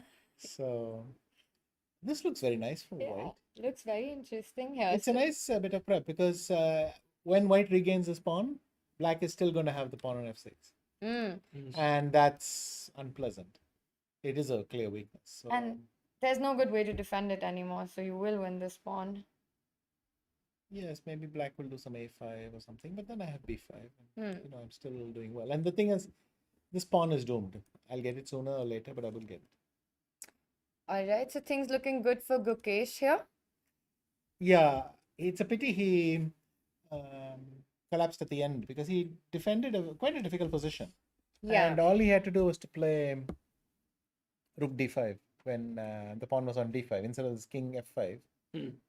Against Nihal? Against The last Nihal at the game, very thing. So somewhere he went king f5, d6, bishop e5, and after rook c5 he could resign. But if you had just gone rook a5, d6, rook d5, then it's almost impossible to queen that pawn, and you can slowly play king. Yeah. So anyway, it looked like that was just a dead draw. But now it seems like Gukesh has a very big advantage in this position with queen b3 check coming up. Queen And b3, bishop e6 back, and then you'll go queen c2 and rook queen a1. Sure, yeah. And I also have knight h4 somewhere, so some nice. Nadirbek Gukesh is a rivalry that keeps building up always, between them, the Olympiad game. Yeah. And what do you think? Do you think these things play on the player's mind? I mean, what happened at the Olympiad for Gukesh, or with Hikaru and Vidit, we've been talking about what happened at the previous edition when Vidit made that illegal king move. So, are these thoughts there? Definitely. I mean, you have a history, and it plays on your head. These things affect you for years afterwards. The thing is, the Indian team, the Indian B team, everyone knows they're going to be successful in the future. But come on, they had the Olympiad in their hands. So it's nice to say one day I'll get there, but you had it, So I don't think you forget these things very easily, and it bugs you for a while. There's definitely thoughts in Gokesh's head, and also Nodirbek's. So it goes like that. I don't know if it actually goes to a team level where the team itself feels the other team is a thing. But I remember in Baden we'd always hate to play Bremen at some point. Okay, because there were a couple of boards who would always mess up our lives. So, and then finally one year we did it. So these things they do exist. Having said that, if somebody asks you, it's probably best to deny it. You don't. It's bad enough it's playing in your head, but you don't want it playing in everyone's else's head as well. Oh, the computer's giving a very solid edge here. It's giving +2. Yeah. So, okay, that is a lot. Okay, so that was, by the way, a quick draw in the game of Mamedyarov and Parham Maksudlu. Certainly, Mamed could just be annoyed with his previous game, and it's sometimes sensible to break. He must be annoyed with what happened because he had a very good start, and then. But full marks to Hikaru. He almost trademark Hikaru on some quiet position he plays, but he then converts very efficiently. I mean, after e5, he managed the position just brilliantly. Improved his pieces at the same piece and at same pace as Shakhriyar, and never let him back in the game. So we can look at what Hikaru is doing right now. It seems like he has equalized, and I think he's going for a very solid day today. He slept well. I think jet lag. He tweeted that jet lag was the main issue. Okay. Of his. So I think a good sleep seems to have done him good. Okay, he's doing fine. I mean, this one idea I mentioned never came up because AB5 happened right away. But the problem is maybe it's not easy to. I mean, if knight b3, I wait. How do you wait? How do you get me to play d5? But what doubling on the e file has achieved is white never is threatening d4 because e4 collapses. So that may be the idea behind this, and knight f1 d5. After it's too late for the knight to go back to b3. So you can see that he's actually done this quite well. I think these are the subtleties which take almost a life. Like you must have analyzed for hours and hours, right, to understand many of the top players do that. Yes, and also there are so many subtleties in this Italian that the problem is not that not knowing them. The problem is forgetting them over and over. And each time you confuse two different subtleties because there are details. But it's a very rich position. So surprisingly rich because in my youth, the Gyuko piano was played to avoid theory. Correct. Now it's exactly the opposite. Sometimes people play the Rilo Pessoa for a quiet day, but it used to be exactly the opposite. So just like London you must have hit your head often enough on a Rilo Lopez as well, right? Yes, exactly. So, at that point, Italian was not considered like the main, and you started playing it quite a bit. Even when you played that in the Candidates 2016 to beat, I think, Aronian. Yes. Even at that point, people were like, okay, it's gaining popularity. And I think in the last few years, it's just now. That's right. I was probably a year late to the party, a year and a half.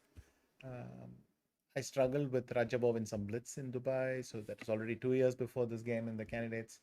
But then one day, I think Surya did an opening survey and he said, "Oh, I'll take you through the thing." I said, fine. So he sat with me and took me through the whole thing. Um, Explained all the, like Surya does in his courses and all, very patiently. And then I thought I had some idea what to play against Levon, and it worked very well. So not because of the opening finally, but anyway. So I think it was about the Italian that Lev said that no matter how many hours you spend on this opening, you still feel you know nothing about it. yes, I would add that no matter how many times I feel that anything, I'm surprised that I suddenly end up worse. It's a very similar feeling. Um, it is a hard position to play. Okay, what are the other games going on? Maybe we can go to Setu versus Nihal. It's quite an interesting middle game, and we can take it from the top. So it was also French. Yeah. And it was the winner, BD2 line. Mm-hmm. I think Nihal and Arjun both seem to have worked on this together. They are very good friends. So, Yeah, they work together quite a lot, so it makes sense that they both check this line Right. as a weapon for this tournament. Also, there could be some easy points in these things because the French has been popular for a while, but then the advanced French has become popular for white, and then if you have specific lines there, so on. So Queen B6. maybe we'll know the answer when they play each other. Though both of them will probably play some ready or whatever. No friends. Yes. BD2 on the board, and I think But Setu has done well because this is a light edge. Can black play c4? I mean it's black. I think white played BD2. Yeah, can black play c4? C4, Yeah. C4. Okay. Because normally that's a suspect move, but it's just one tempo. Oh, I can play queen e2. Yeah. Because if I went queen c3, then I thought you could play maybe d4. Then by then it's forced. Otherwise I'll play bishop e3 or b5. And after d4, queen c4, knight e5, I was just Oh, and queen d4, knight f3 check, winning the queen. Yeah. Nice. so some cheapo like that. But I think I could just play queen e2 after c4. Yeah. And then if you go d4, I have b5, and your knight is getting kicked around. And you don't have a good square. I mean, how is this after you go back knight e7? Is it? I mean, the computer It's not gets. that clear to me. I don't know why. If I go bishop b4, knight d5, bishop and the computer just d6. wants to go a4. The point is this A4. pawn on b5 is hammering that bishop on d7. So And somewhere that should be- d4 will be also very weak. d4 is doomed in the long run, I guess. So it's only how much active. You can play d3, c3, c3, and try to keep things going. Nice. But should be nice for white. Okay. So he castled here. By the way, he didn't go C4, and Which makes sense because now if b5, knight e7, a4, at least you've got your dark squares as well. So he's not. right. By the way, very interesting. Both of them are at 120, yes, 120s this on their new, heart rate. What do you think about the heart rate monitor? Well, I did it once in I Love Man they asked me if I'll volunteer to put on a heart rate monitor. And for one game, I had the heart rate monitor. I think it's on 4th or 5th round in some year, maybe 2018. So I can check against whom. And they said I had one of the lowest heart rates. Oh. Just so you know. So you were in like 50s or 60s like that? Yes, and hardly ever shifted up. So Oh, wow. Was it a long game? Do you remember if it was? I don't remember which game it was. Okay. 4th or 5th round, so maybe sharps. Oh, consistent. Yeah. 60 is really in control of the nerves. Amazing. Okay, so here it's castles, and we have a draw in Vidit versus Hikaru Okay, already. that makes sense, yeah. And then we go to Gukesh versus Nodirbek, where Gukesh had a huge edge. He did give a check. Seems to have gotten bigger. King h8, knight f4, queen e8, b5, and now knight to d8. All black pieces being pushed back. Yes. Now it all remains for the rooks to come in, right? And rookie one. No, there's a nice idea here. Rook e1 and then knight h4, and when your bishop goes away, rook into e7 and knight g6. Let's see if that works. Oh, So nice. let's see if we do that works. If this works. So let me go Okay, rook rook fe1. e1. That way, if knight b5, I have rook into e7. Ah, you have queen f7 right away. Queen Yeah, and then f7. If takes, then rook f7 and and then maybe. still knight d4 is huge, and a4. Hmm. It's just massive.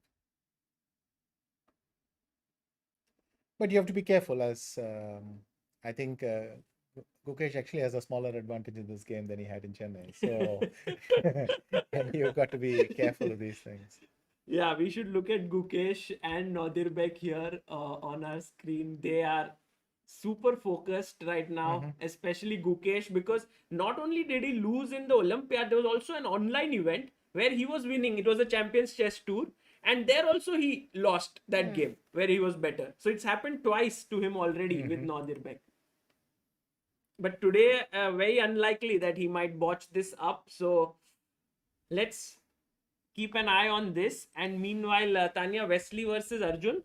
Yeah, we should have a look at that. A lot of developments in this one. How are we evaluating the current position? I think due to the weakness of c2 and b4, probably it's a symbolic edge for white. I mean, white is better, but you'll never really get to mass against e6. Of course, white can go rook e5, rook e1, but black will play rook c4 as well, and then Counterplay. yeah, if you play c3, I'll double. I'll put pressure on this to compensate for C3, that. rook a8 or rook a3 and just putting more yeah. pressure on c3. Something to that effect. So I would guess it's not huge, or at least very difficult to progress with white. Wow, and we have some exciting stuff on the Nihal game. Sagar, Oh, Setu has knight blundered. e5. Maybe we just back up a little Oh, bit. Setu has blundered. He went up. So he castled. We saw yeah. till here. Took, and he went bishop e3. And rook b7, and just blundered knight and d5. Okay. Knight This, e5. should we go and Oh, wow. It took me a while to see the e1 rook hanging. No, Yeah, this it's time easy I to think this is a real mistake. Like not like what we got fooled in the last round.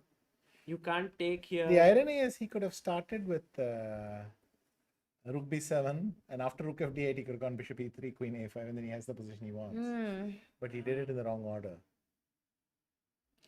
And how bad is it? Knight e5? Oh, he's gone queen d1. Well, it's really terrible because knight f3, gf, you have to take with the pawn. Yeah, it's like you're down a pawn and black has all the compensation as well. Yes. And if I play rook c7, you're just clearly down a. Wait, rook c7, maybe bishop d2. No, knight f3 first. Let's get that out of the way. Knight f3, gf3, can you go? Now, if I go rook c7, can you go bishop d2? Oh, tricky. So I'll have to go queen c5 and then bishop b4. Bishop b4 intermezzo, yeah. I mean, you could go queen d2 and rook b7. You're just doing great. But nonetheless, you could play queen takes d2 if you wanted. And rook takes this. Rook takes b7. This is also great for black. But after being a pawn up, this is not what you... Yes, but if you don't... computer actually evaluates this better for white, which I'm always shocked because I would think... you mean such positions? Yeah. that blunt thing when I took on b7, yeah, there, computers is slightly better for white. You would like. I would just think rook c8, rook c7, and okay. So that's a tough change for Setu, because also he played a good game in the morning. He's just warming up into the tournament, and suddenly you get this hammer blow. So it must be tough psychologically. Whereas you can see Hikaru is kind of stabilized now. So important win against Shakhriyar, and which throws open the field in a way, and he gets. And he has one more white today. So Yeah, and he ended the day one with just half a point. Did that surprise you how things went yesterday? of course, you don't expect Hikaru, especially in the faster formats, Exactly. not to have a good score. But he has had very bad starts, and in St. Louis, at least 1 or 2 years, I remember he had a very bad start. So And it does picks up. happen. Yeah, of course. Sometimes he picks up, sometimes he doesn't. I also remember events where he didn't pick up. So I mean, you play enough tournaments, you will get most of your numbers in. So GF3 play, did he play rook c7? Because he needs to find a way to defend a7. You don't have time for bishop a4, I Yeah, think. he hasn't played yet. He has 7 minutes though on hand. So I think Nihal will take his time here. And He could even start with something like d4 here. Oh, nice. So you have to take with the bishop? Yes. I mean, rook d7 is worse. And then I go bishop c6 here. And if you go rook a7, then queen g5 check. And Oh, this is dangerous. and rook though. fd8, queen f4, something. I mean, king h1, queen g4 already is trouble. Yeah. And so on. So you can't go to f1 because of bishop b5 check. Oh, you might be just busted. This Yeah. just could be lost on the Yeah. spot, no? I like this idea of d4 beautiful. opening up the queen to go to g5. Or maybe I even played bishop d4, queen g5 check first. And then bishop c6. Yeah, because annoyingly the computer wanted to go bishop c6, rook e5, which of course humans don't revel in such details. yeah. But I can even start with queen g5 check maybe. But maybe queen Oh, g5, no, then king king h1, rook h1, g1. Rook g1 yeah. is No, a that problem doesn't then. work, So yeah. maybe that's why you need to go bishop c6 first. I could play bishop b7, rook g5, h g5. But You really want to give up the queen. no, I only wanted to give up a pawn, and then life got complicated. But yeah, I could still take on Yeah, bishop still b7. very strong for black. This is especially nice because I'll get f6, e5 as well. And then I'm g4 just is coming dominating. in. Yes, king g1, rook f d8. Yeah. Very This is nice. Okay. We might see d4 on the board actually. That'll be. Yeah, I think Nihal fun. is thinking about it. He might do it. Yeah. Setu's down to 1.5 minutes. Yes. He's made a move. Did he go? He has He played goes for d4. Wow. So And with 1.5 minutes, it's even more difficult. He picks up the bishop, so giving the bishop on e3. I think it just feels safer to not allow queen g5. and isn't Wesley in trouble? Take a Let's go to look. Wesley's I mean, he game. quickly went there. Wow. He is in serious trouble. I mean, how did he lose all these pawns? So we look Yeah. till here. Queen Take e7, queen queen d2, queen d6, and then how did he lose everything? Rook rook a3. a3. Oh, it's already worse for white. Okay, so g3 was.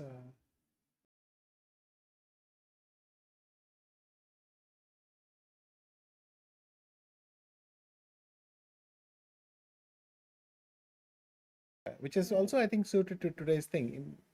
I don't think people necessarily need to have, but his openings are always improvising. They are constantly being worked on, and so someone like Magnus can hit very hard. I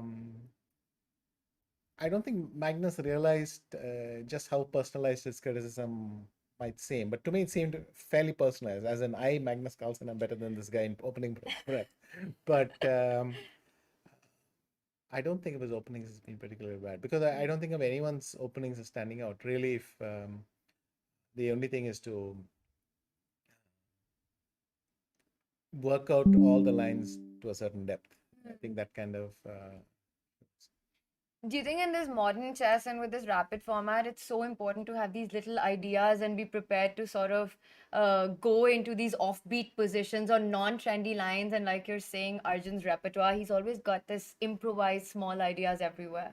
Yes, very much. His style is perfect thing, but we'll see in Vaikanse anyway because both Arjun and Gukesh,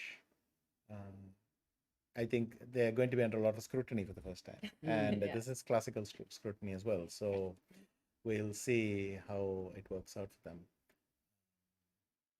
But I think their openings are reasonable. They feel them well. I mean, if you look at some of the games in the Olympiad and all, thought Arjun and Gukesh played many masterpieces, which is already a good sign. They know what they're doing in their openings. So that's a factor. I think Wesley is going to lose this.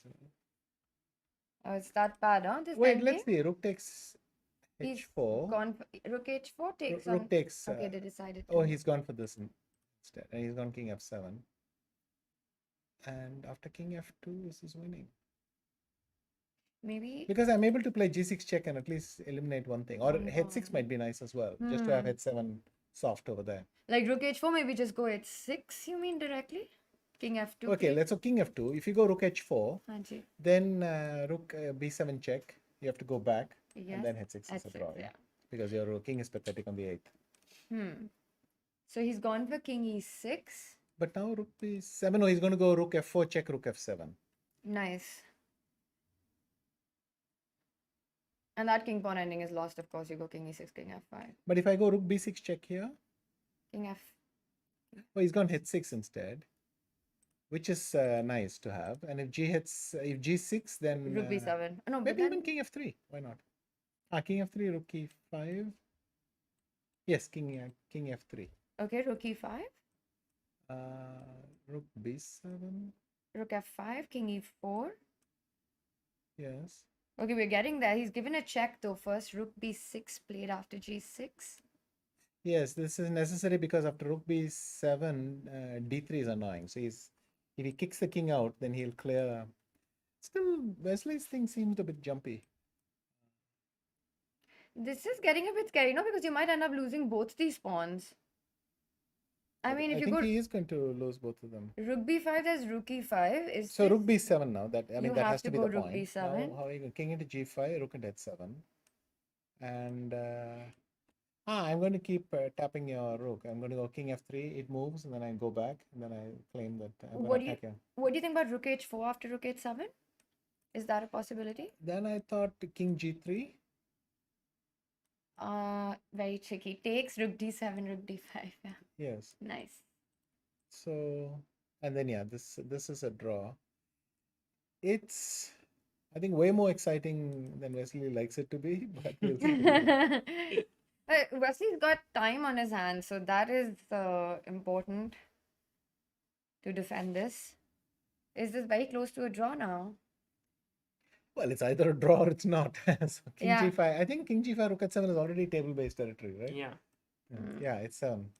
But I don't see another move. I mean, you have to take on g5, no? Yes, now, but there could be some subtlety like, what about d3? Oh, he took. Okay, he took on g5, so Hmm. he took on h7. King rook h7. We might see this rook h4 line. Also, rook f4 check could be a nice thing here. Rook f4, No, but then I go king king e2. g3. No, king why? e2, then I'm cut off forever, no? So you could even just... king h5 and g5 and take, and then your thing might be never come across the f file again. Yeah, that's a nice point actually. He's gone rook king h. So he's going to go for this. He's King going to. h6. So this means that even if you capture the pawn, so h7. No, wait, h7. He's going to go rook. No, it's just a draw. E7. Then I have rook d8, then and the king is over here. So Yeah. And this would be this different is if just a draw. g5 was actually rook f4 was quite tricky because king e2, same thing, and black would have a real chance in that position, no? Yeah, but the problem was king g3. But anyway, I was trying to go to g3, so it Right. might not help. Maybe this is just a good feeling. I think it's for white. It's nice because your plan is okay. This is a draw. Let's see what Let's Nihal go has to done. Seturaman versus Nihal. Now we are in the queen endgame territory. Wow. Pawn up. This looks clean. Ooh, check. There are a lot of checks happening right now. Okay, no more checks actually. King e8. This is technically not trivial, but Ah. you feel that because white's pawn structure is just broken enough that.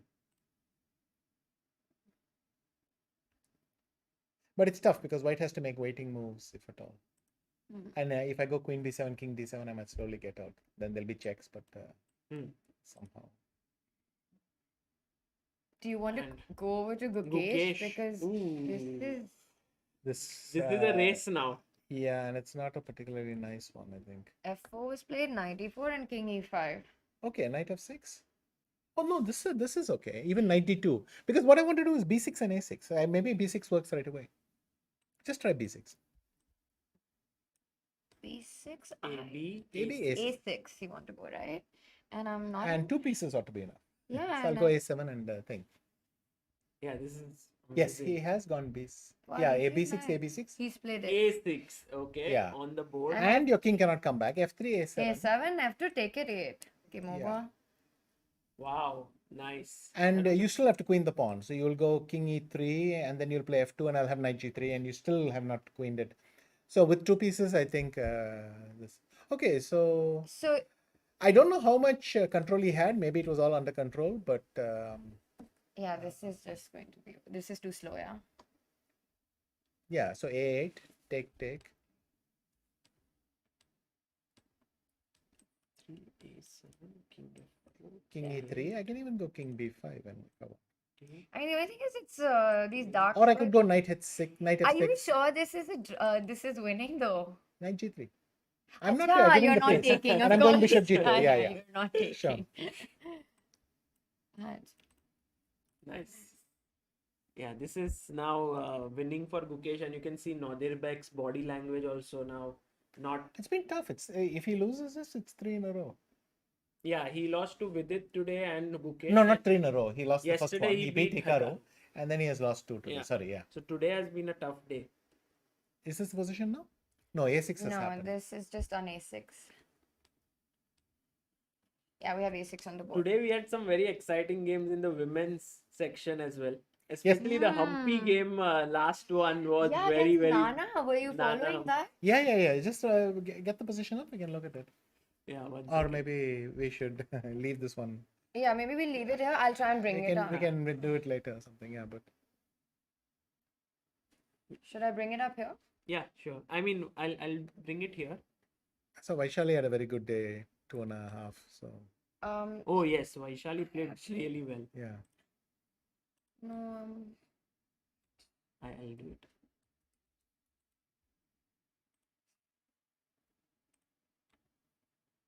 A6 and Nadir Bek is still thinking, so This was the last game. Yeah, it's here. Yeah, this position just. Were you surprised with the decision to repeat?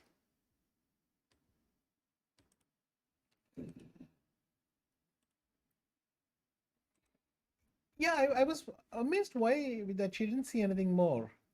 But It is true that Black's rook is now loose. It's going to go to G2, G1, and go to F1 and A1. But on the other hand, White has absolutely nothing to lose here. So if White even put H4 and just continued playing around a bit, it might be. I don't know if I need rook E2 or even H5 works. But yeah, H5 also looks very fast now. yeah, but Because it's always knight e5, tricky knight because d3 rook and- F2, then you go H6, rook H2, and then you play rook E6 and rook HG7 and H7. I mean, it's always coordinating the rooks get tricky, no? And you can't go rook h at h7 then? Okay, let's see. Rook F2, H6. Oh, yeah, right. It's Give a check. yeah, King C7 and then H7 even. King. And F4 is too slow. Yeah. Yeah. King D6, rook G7, and it doesn't matter. Yes, it Just seems to have been H-pawn, a bit of a pushing missed the H-pawn, opportunity. yeah. But you know, it was such a brilliant game because she played these amazing sequence Yeah. of moves, and we were checking with the engine Sagar. Every move was the only and Yeah, the yeah. best move in the position. We were just thinking that's a engine line, but she played it. Yeah. Back to back. What is going on? Gukesh is after A6. I saw think, A7 on the Nadir board. Bek played rook F7 here. Oh, Bishop Bishop B7, B7, check. King B5. B4. Okay, that's very nice. Yeah. So just avoid. F3, A7, rook F8. Yeah, and A. same position as we got before. King F4, King E3, King B5, F2, Knight G3. So Oh, it's happened I'm going to be all 2 of it, pieces huh? up. Yeah. Yeah, just don't take on f2 because the pawns are stuck on dark squares. Yes, and he has. Right, this. is And that- that's it. wow. Wow. Nice Gukesh. game by Gukesh. Good game by him. And Setu versus Nihal. Oh, the pawn is queen. It's over. Yeah. This is So this over. one's over. The only thing, yeah, there's no check, and No, that's it. There's He no does that. perpetual. Oh, in Yeah. fact, he has resigned. Yeah. So we had 2 decisive games and 3 draws in this round. And I think Nihal is going very strong. He's become the sole leader now. Because He Shah has actually done 3 in a row. Yeah. He has done +3 in a So row. he was on yesterday half a point behind Shaq, and today he equalized after the round, and Shaq drew now. So he's half a point So now ahead he's of Shah. ahead. half point ahead. Yeah, very nice. And what's it been like with the Waka students here? Have you been interacting during? Yeah.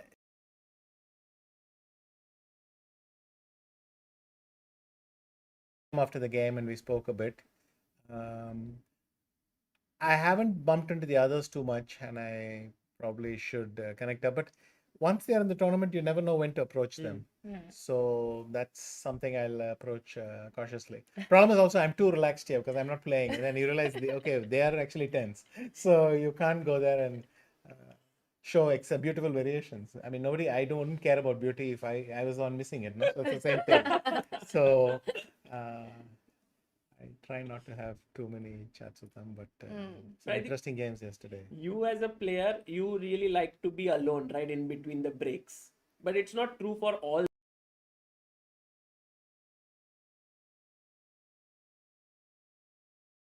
Chat with people between rounds, and then afterwards I realized by the time the game started, I had lost my focus completely. And so, especially in Riyadh, I made it a particular decision not to talk to anyone the entire tournament. But there it was fantastic because we could take our computers with us. We had amazing facilities, so we could go and I could easily find a corner for myself, sit there. And it worked to perfection in that Yeah, tournament. and but St. Petersburg, once again, I was unable to find a safe spot, and then I got lost in the thing. And it's tough, and many of these Grand Chess Tour events as well. If you don't find this quiet place to sit down, somebody other comes and chats, and it's nice, but it stops you. You lose your focus a little bit, and that's And I think for some players, it energizes them. Like some of them, when they Fiddler. talk. so yes. So, And maybe we can have the pairings up and Yeah. get Anand's insights into all the upcoming matches. So we have round 6 pairing now. This is what we are going to witness. It's going to be Hikaru versus Maksudlu, Arjun versus Mamedyarov. Nihal takes on Wesley So, Nice. Nodirbek Sethuraman, and Vidit Gukesh. yeah, for the lead, I guess Wesley is relieved, but he's struggling a lot more. I mean, normally these tournaments he plays flawlessly, and you saw in the Global Cup. Global. In fact, he made Nihal. He handled Nihal very easily, but he's shaky, and also his play with Arjun and all looked quite shaky to me. For Shakhriyar, I think it's been a disappointing day, and this is weighing a bit on him.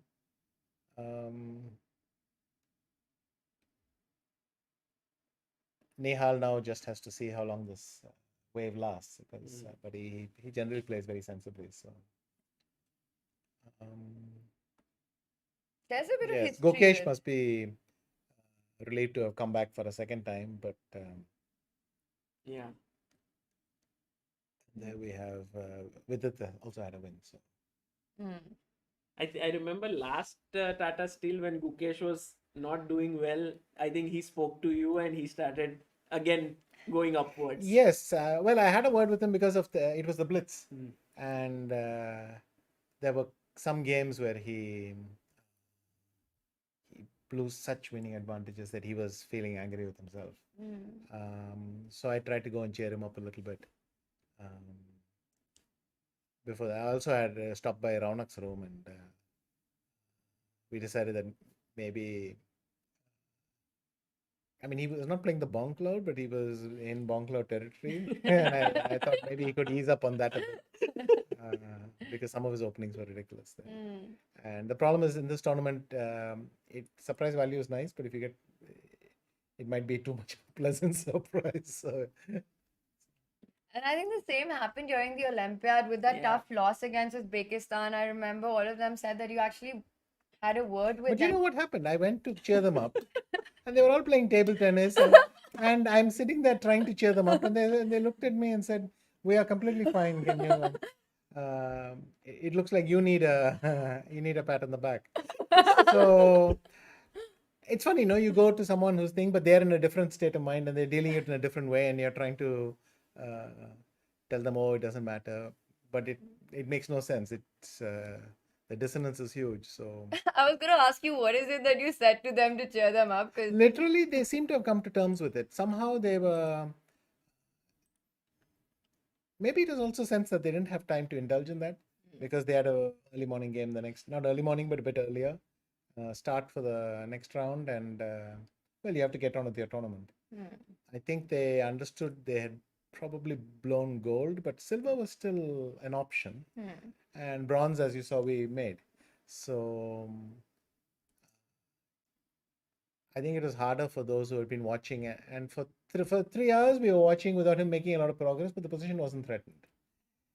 Then he lost his advantage, and we were hoping that he would sign off. And he didn't sign off, and then the tragedy happened. So that Yeah. was incredibly tough.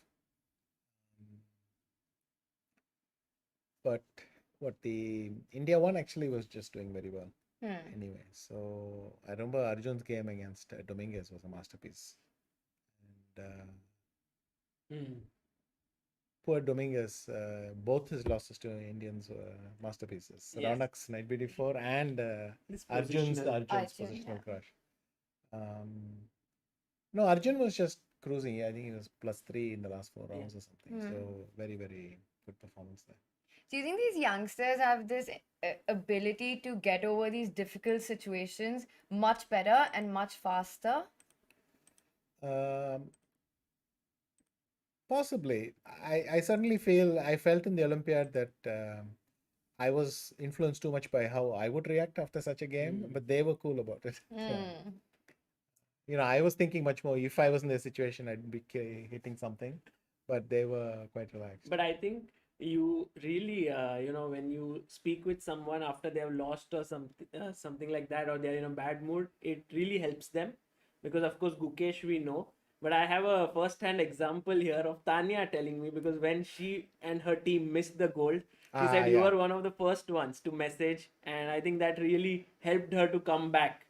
So I think that is an amazing thing. Yeah, unfortunately, sadly for the Indian women's team, they had this problem in the last round, so there was nothing to recover from. Yeah. But their position was so commanding, they still Got the bronze. got the bronze. So that was also quite really tragic. I mean, you had one of the performances of the Olympiad, but you lose the last game, right? Yeah, And it's this, and I remember, for instance, if I can say 2013, I was +4 before the last. Magnus was +7, so the tournament wasn't tournament victory I was fighting for. But I was +4, and I just need to make a draw. It's a nice, good result. I lose the last game, and I thought I would actually prefer to be -4 and win the last than to be +4 and lose the last. It must feel like that. It's so difficult. I remember I asked Vishy, I was like, how do you get over something like this? Like, still haven't figured it out. If she considers that help, it's okay.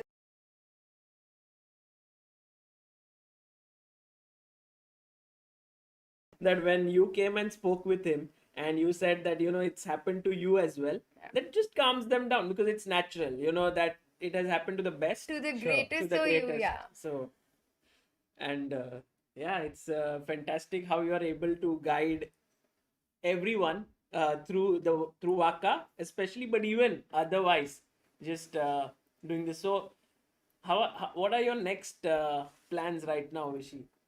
It's a very big thing for us if I can say. So it's nice that in 2 Tata Steel events back to back, Tata Steel just India, but also Tata Steel in, if I can say, we are so well represented now. And for Arjun, Gukesh, and Prag, they will be tested because it's the premier classical tournament, so many top players, and it's an excellent chance for them to see what happens. That is exciting also for me, because you kind of feel this is what we've been working for all these years, so here's the shot at it. And you've been a part of Vaikanse for so many years, so must be 5 special. wins, no? 5 wins, and how many times did you tournament play? 20 times I've been there. Wow. 20 times I've been there, including one candidates match in 94 with Arthur. Wow. So yes, 20 times. 2020 was my 20th visit. So And I remember that very nice statistic. You remember that every player was born after you played your first Vaikanse in that edition. there must have been one. No, yeah, that's right. Nepo withdrew, and then I was the only player. Yes. I don't know Vitigo's age. He might be 1990 or 1989. We can check Vitigo's age. 89, I think. Vitigo was there, I think, that year. Vitigo, but yeah, you should get it with this, yeah. He's He what? is- 87. yeah, So, he's 87. no, Vitigo was born. That's right. He was born Because 2 years Nepo pulled before. out, that's why. Because Nepo pulled out, he okay, came in. got it. Nepo would have been one afterwards, of course. Yeah. So it would have been funny that the first time I played. And we've got liftoff as well, by the way. Oh, they already started. They've been Yeah, yapping they've on here, and started. they'll start the next one.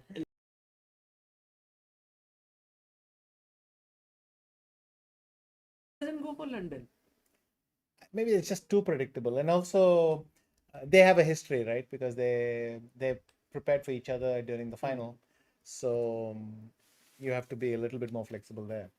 But yes, you're right. Nihal is very much a London bug. He loves London. Well, we London was discussed quite a lot in Vaka, Okay. and Gayu had a couple of classes. So that's why they're all bashing away at that.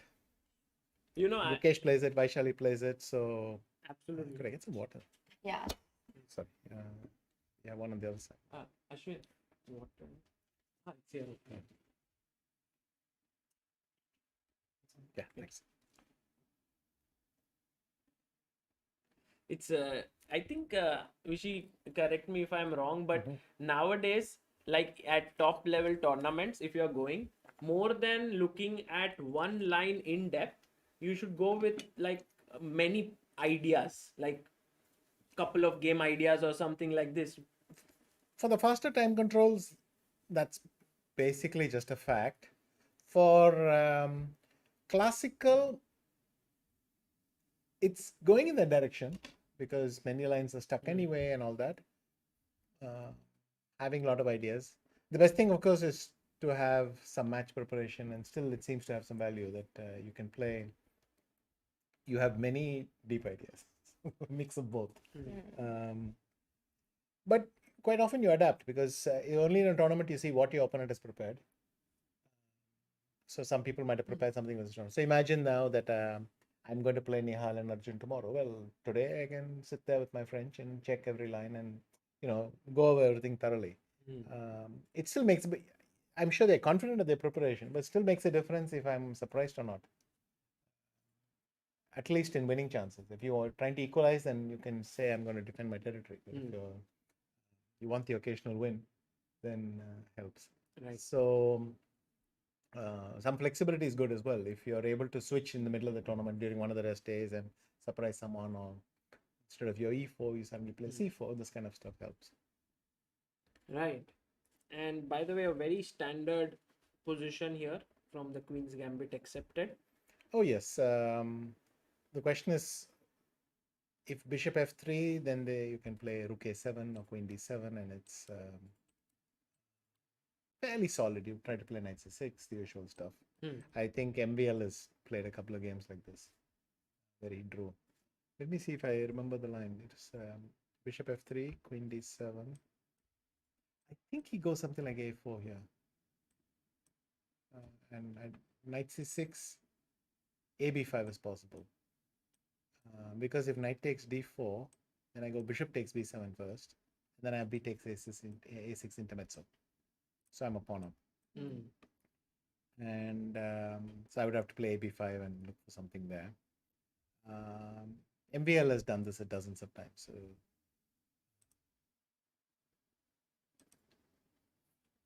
and Wesley has done it dozens of times as well. So it's out there. Okay, he goes bishop f3. He's played it. And Nihal has... I mean, this is Nihal's favorite position, right? He no risk at all, slight edge, and he's very happy. So, at first I felt like Nihal plays safely, but his original style is tactical. But now I've come to believe, like, okay, he's tactically good, but he prefers to play safe. Like, goes into safer territories, goes into technical positions more often, avoids going into those messy fights. Actually, what happens with these incredibly talented players is that their opponents give them respect. They also start being cautious, and then for a long time they're stuck in a rut. But every once in a while, people forget that they're still good players, and then we see what happens in this tournament. So it's a bit of that. I think his opponents maybe relaxed a little bit, and boom, boom, boom, 3 wins. So, okay, he's gone for rook a7 and rook c1. So this is that, and then The Arjun versus... Oh, Arjun. Okay. It's because it's this Italian with h6 g5. Ooh. Shark playing risky chess. Shark playing shark chess. Rook G8 he played. Yes. You could go knight d7 as well. But rook g8, I mean, watch out for some improvement by Shaq. Instead of rook g8, you could go knight d7. And then the line goes knight f8 and h5, h4 or some this kind of stuff. So white can then play king h1. The idea is that after h5, h4, g4, you can do knight g5 and f4. Knight d8, f4, f6. It's still controversial. Or you can play knight h2 and f3. So what they do instead, knight g1 and f3, multiple ideas are there. Knight g1 and f4, whatever. So they sometimes try to include knight f8 before they do all this. So rook, knight d7, king h1, and then they play knight f8 first and then try to go for this. Quite a lot of theory because, white can't play knight g1 till the kingside sequence has happened, so you're playing with that. But rook g8 is new, but I think there's a big fight here. Because rook g8 is new. I mean, for me, it's enough to say that it's new, which means in a very, very topical and sharp position, which means Shaq has something up his sleeve. He Which wants to go h5, yeah, next? With rook g8 after I think he b4? just wants to play h5, h4, gh4, bishop h4, rook g4, and throw the rook at him.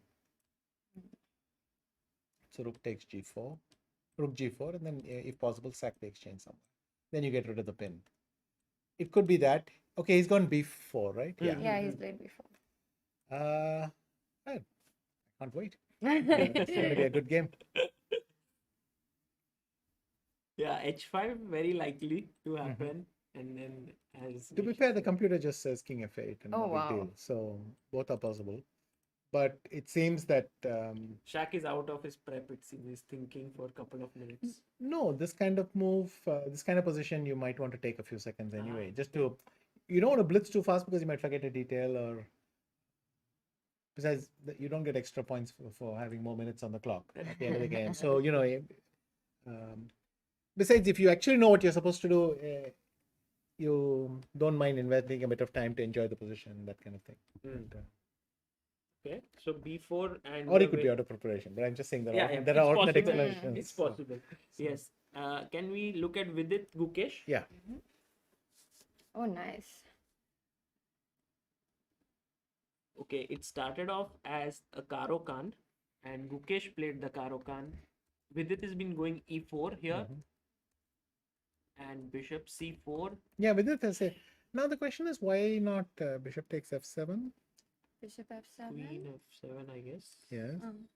Knight f7, bishop d1, knight h8, Bishop bishop c2, and probably that knight isn't coming back. e4 And, also. Oh, but computer says the knight is coming back with g4, g5. Let's try f3 because I have to defend e4. You have to get out, right? I'm threatening king d2 maybe never. or bishop b4. Yeah, but bishop b4, king d2, bishop a4 or what? No, this is so strange. Wow. We're talking with the computer. Yeah.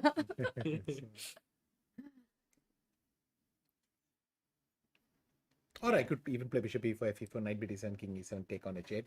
It's decent for the exchange. So bishop c2, f3, and if you go bishop d3, the computer wanted to go g4.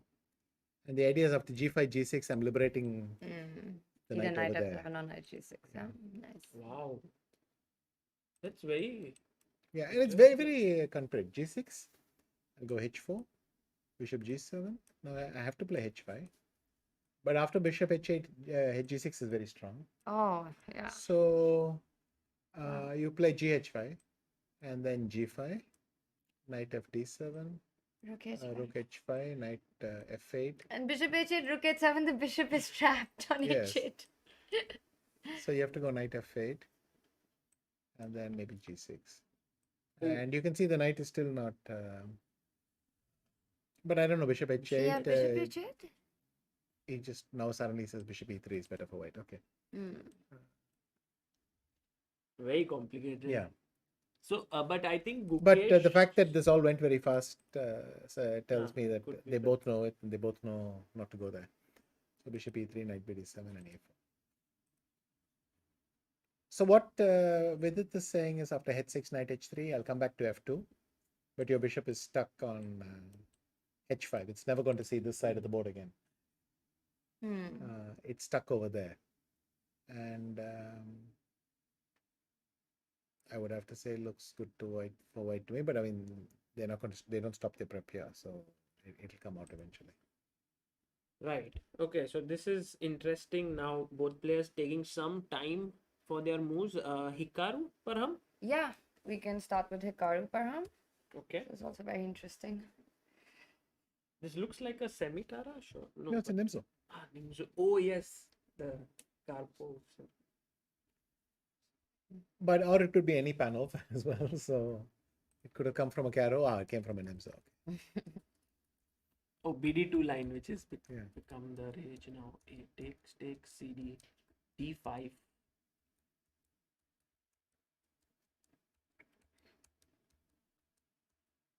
Very typical, like this hanging pawns, and black seems okay right here. Or... Yes, except black has committed Yeah, A for that's- A5, and which means that B6 could be slightly weak. But I mean, black's position is very, very solid. Mm. This is one of these nice lines where even if you forget what you're supposed to do, you'll still have a half decent position. So it's not quite as consequential as some other lines. Is black threatening to take on f3? Or is that something that white doesn't need to worry about because you get the two bishops? I would take on F3, but I'm not sure that's very good. That's good But enough for the us. thing is, the plan with the pawns on A7 and A3, I would, if I took on F3, I would then play knight F8, knight G6, knight H5, put something on F4, and then outplay you because your pawns won't move. Whereas I'll have two knights, one on H5, one on F4, kind of thing. But now I think B6 this is was weak. even Barev Carlson from 1 year when Carlson was still very young, 2005 World Cup or something. But here A5, A4 has happened, which means when your knight runs away, I'll go rook B1, bishop A1, and suddenly B6 will be weak. Yeah.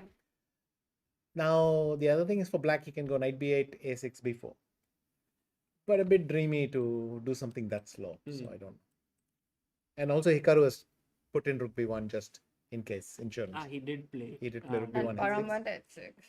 They are waiting. It's like Yeah, so bishop C1, queen C7, you go back, I go back. Oh, bishop C1, no, bishop F3 doesn't work. maybe some like just looks very foolish, but take, and at some point sack this pawn, and then try to play on C5, but it all doesn't. Yes, but white will then go bishop E4, D5, so he's also improving his pieces, and then the second bishop will hide behind on D4 or something like that. Or bishop F5 might come. So the devil is in the details. It's certainly a good plan, but whether you actually get executed is quite tricky. Whose game is this? This is Not not right like state, C2. Quite. Oh, this is this thing that Vidit also, and Vidit had against Parham. Same Alapin. The Alapin. So Everyone if is you see, now going into Alapin. that might become a main weapon against Sicilian, yeah, soon. yeah. I mean, I remember in the World Cup in 2017, I was preparing for this Malaysian kid. He played the Alakin. So we tried to, we had a couple of days. And so I started preparing with the Gaevsky. Said, I just need some decent equality and let's go from there. And I think we over prepared because by the end, the lines were looking sharper than the night of. So In an I elephant. thought this is not going according to plan. But the Alapin was also very, very sharp. Yeah. So everything is sharp nowadays. And there was this time when I think Anish and Jordan, they were all playing the Alapin regularly. Well, rest my case. I mean, if Jordan does something, then Yeah. it's not a placid opening. I think recently Surya said he's preparing a course on Alapin along with Kazim Janov. So, Okay. they are all working on some interesting castles. DE, knight B4. This is exactly what. Well, he went bishop D7, Parham. Hmm. So then the question was probably bishop B7, knight C2 was working. Bishop 8, knight 8.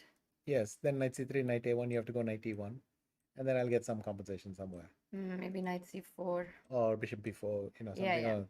So Sorry. bishop D7 he did. Oh, it likes bishop B7. because it says knight c2, Bishop bishop E8. a8, knight a8, bishop e3. Oh, this is nice. And then he goes rook c1. So he doesn't bring the knight back. He goes rook c1. And then the knight is not leaving. Okay, so after bishop d7, what did he want? Bishop b7, he was going to go rook d8 or what? Rook b8. Maybe rook b8 here. And bishop e4. Oh, so Vizit missed this chance yesterday against Parham. So Parham might have bluffed this one if this holds up. I mean, I thought some knight a4, knight c5 will come, but the computer is very, very cool about it. Maybe knight c3 is just very strong. So obviously, Nodirbek happy to he's take the always opportunity right. that had been missed yesterday, and Setu has done his work as well. yes, so he knew better than to play it. So. But this looks nice for white. A4, bishop d7, A5, a5, knight a5, and then knight a4, knight a4, knight e4, bishop b4, knight a3. knight a3, and this is the live position right now. So you can't take on a5, knight c4, bishop c7. Bishop takes a5, knight b5 won't win because I'm pinning your knight and then Oh I'm yeah, threatening you're the- attacking. Very nice. Yeah, knight b5 wins on the spot. Yeah, knight b5, a6. Yeah, so bishop b4, knight b5, a6. Then as a minimum, I have knight d6 check and b3 or something. Right. But I might even have more. Yeah, because maybe knight c. Yeah, I think it looks very dangerous. I don't think you want to do this. So you can't take on a5. How does black respond? Because the knight on a4 pieces don't look very well Black, played. I don't think this has worked out for Setu. Yeah. So even though he checked what Vidit should have done, he didn't check what he should have done. Kind of, maybe he didn't expect this from Nodderbeck. And To repeat. again, good on Nodderbeck, or maybe he didn't check it yesterday. He knew it before. It's both are possible. But he's had, is it 2 losses or 3 losses? No, I keep making that mistake. He had 2 losses today. So, well, be an important game for him. If he can recover this, then he gets it back. Taking a lot of It's time tough for right Setu now, after winning a nice game with Arjun. And then Losing to this next Nihal. one. This Nihal, and Nihal was totally unnecessary. There was no need to blunder this pawn. Right. Yeah, with knight e5. But this also, I think, a little bit of trouble, and Setu can feel it. He's taking a lot of time in this position. Yes, and this. I mean, you look at the position; it smells a little bit. Okay, then we have, I think, Nihal Wesley. It was the first game we saw, and now, okay, very small edge for Nihal. Like, nice bishop. But rook c2 is coming, so. Wow. Yeah, I guess bishop f2 and bishop f6, and you massage this microscopic edge for a while. This is Nihal. Nihal would enjoy. But is it a lot like you trade if knight d4, rook c1, trade the rooks? Also, it's not clear to me why he went queen c8. If he wanted to avoid this, he could play knight bd7. Oh, the queen's on d7. Okay. I thought it went on from d8. Oh, no, sorry. So he had to go queen c8 because otherwise he's taking a bit of time. Nihal Also, hasn't White's taken plan is possible there was to play e4. instead of taking on f6. Yeah, I mean, if black didn't have rook c2, you'd go e4, knight e1, f3, and then suddenly all the black pieces are a bit messed up, but that's not going to be the case. So he played rook d1 now. But after rook c1, I don't see what he's... yeah, it's a draw. So this He one's offered a over. draw. Oh, Yeah. they drew? Yeah, but rook c1 just looks like Oh, it's they drew. anywhere. Not much. You know, to first say. of all, they have a history, so I think that also affects Nihal. Yeah. And second, Nihal cashed in. He cashed in. He won first two in the today, so why not cash in and And maybe I can have a quiet evening. So Shaz Nehal to as well join if he would Yeah, like to. maybe. I'll check with him. Meanwhile, we have Arjun sharp game, which was very crazy. He had gone rook g8, b4, bishop g4 happened, b5, knight d8, and d4 and d4. computer loves White's position. I don't know, bishop g4, but my point was simply that rook g8 wasn't something he conjured up over the board, right? And but if this is his preparation, then I don't know what's going on. It's just worse right away. I think he sort of mixed up few things, right? Because if Yeah. you want to go rook g8, then why bishop g4? This is just maybe he's a little bit on tilt Hmm. because even knight b3 I like. Knight b3, rook E4, knight a5. knight a5. And the black king looks quite shaky there. Yes. So Though the Oh, he computer goes rook doesn't like knight c1. b3 at all. Okay, rook c1. It actually the computer move.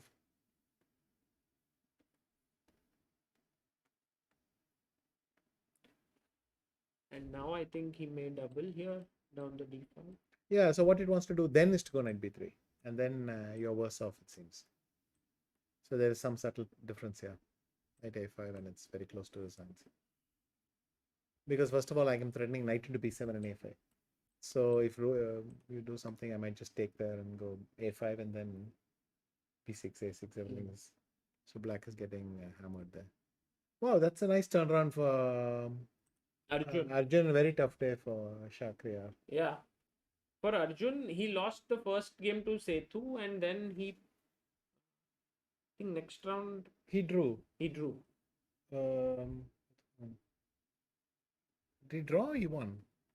No, he drew with Wesley, right? He was Yeah, close to winning, he but drew. Yeah, this rook he ended. drew with Correct. Wesley, and so he'll take a 1.5 another day. Right. Do you know, like, his loss to Setu was actually his first loss in Kolkata in rapid format, because he'd won all, like, he was unbeaten. Right. Last year he then. was very dominant in Yeah, rapid, and right? 3 games he was unbeaten. Yeah.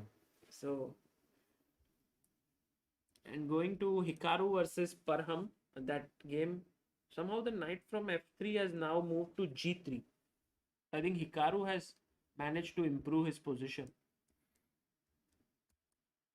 Well, Parham went to knight b8 and knight back to d7. He didn't And change. that might be expensive. And this is just pleasant for white. Again, you can see the problem with the b6 pawn, that it's if white doesn't try to actually take it, it's always weakness for black. So. Yeah. So this is great for Hikaru. Here he will maybe end with a 2.5 score Today to make up for Yeah. half, yeah. And with it, With Gukesh. Gukesh. Wow. Why did he go and take that pawn? He I was went just knight explaining. to Okay, d7. a4, bishop b4. Queen d2. Oh, long castle. Queen f2 by with it. Attacking a7 maybe. h6. He took. Took and took. And now rook h f8. And if you go bishop e6, I have knight takes e4 winning. Oh, It's a cross pin. nice. Cross pin, yeah. Pin here, pin here. So he might have to go knight g6. Bishop g6, sorry. Yeah. Whereupon knight g4 might be just, very strong. And then this. So And then you're queen just dark e2. squares all over the place. Yeah. Bishop c5 and Wow. queen b6 or knight b6, lots of dark square ideas. That's a huge. Yes. So rook h f8 is a very difficult move to meet for Vidit. Which again, okay, what I see is the problem is if you castle, what he might have been afraid of is this, that white takes on e4. Black takes on e4 because of the pin. Oh. So he doesn't know where to put his queen. If he puts it on e2, he doesn't solve the problem. If queen c1 seems too clever by half. So maybe that's the problem, and this is a very computerized thing. Let's ask the tournament leader. Hello, Nihal. How are you? I'm good. Nihal, congratulations for great day today. Very interesting and exciting games. Yeah. 2.5 out of 3. Can you contain your excitement? Are you able to? Okay. But which one was your favorite game of today? Probably, okay, I didn't play very well in either of the games, but probably the first one was Sounder. He didn't play very well either of the games. What do you do then? So we had we'll quickly just. I mean, there were mistakes, but your first game, Yeah, first I game thought was a very alright. rich game. Yeah, And the a good second pawn game- sack. Mhm. Second game, Well, he allowed knight e5, so Yeah, it was more of that. Otherwise, I did don't he think my miss position was any? so nice. I mean, the major piece ending should go slowly, or did he miss some defensive ideas? Or maybe he missed some better defensive ideas, like rook d8. Maybe there was rook e5, and you don't allow the queen to enter. Yeah, I thought queen c7. Yeah, but queen c5. Yeah, because with rook c5, queen h2, we were checking. Ah, So queen c5 and then queen b7, and still king g2. Yeah. king g2, and for the moment you controlled. Yes, But if king g2, I go rook c8, you're losing but c2 you can already. play like rook. Oh, you can go queen Queen- d4, and then you have queen d8, d3. Yeah. But even queen b5. I think it should be. Oh, because of rook b8, Yeah, rook b7, b8, you're b7 coming. should be a draw. And 4 versus 3, if I can get No, with that's this a draw. structure, that's dead. That too with double pawns, it's even easier, the draw. Yeah, yeah, yeah. it's even Because easier. your pass pawns will get broken up. What happened? Anish has put out a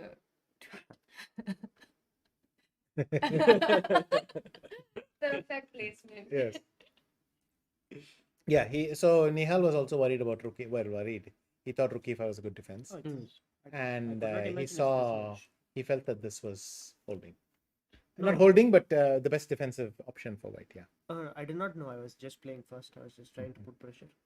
sure. I'm surprised it's this much though. Nowadays, all players are generally very surprised with the engine evaluation. It's always showing higher than Higher, what suddenly engines have changed the way they evaluate. I thought it's just contempt factor. They just increase the contempt factor and it goes mad a bit. Huh. And Because I have two engines which disagree on the evaluation by at least half a point on everything. Yes. So then you know that yes, this is. It can't be that much of an opinion in the variation, so it must be something in Yes, just yeah. whether what they think of the position. Mhm. but which one to believe? Yes, generally Stockfish is always on the optimistic side, so it'll give a huge advantage all the time, and it has a very strong thing for the initiative, but it's not entirely drunk. It's actually winning championships, so you got to give it the credit. So. Well, Nihal, and in the last game against Wesley, did you think you had something there, or I was. Because- I just wanted to be quite solid Hmm. the last game, and yeah, I thought after knight f5 I got some very slight hope, but after queen to queen c8 I could not find anything really.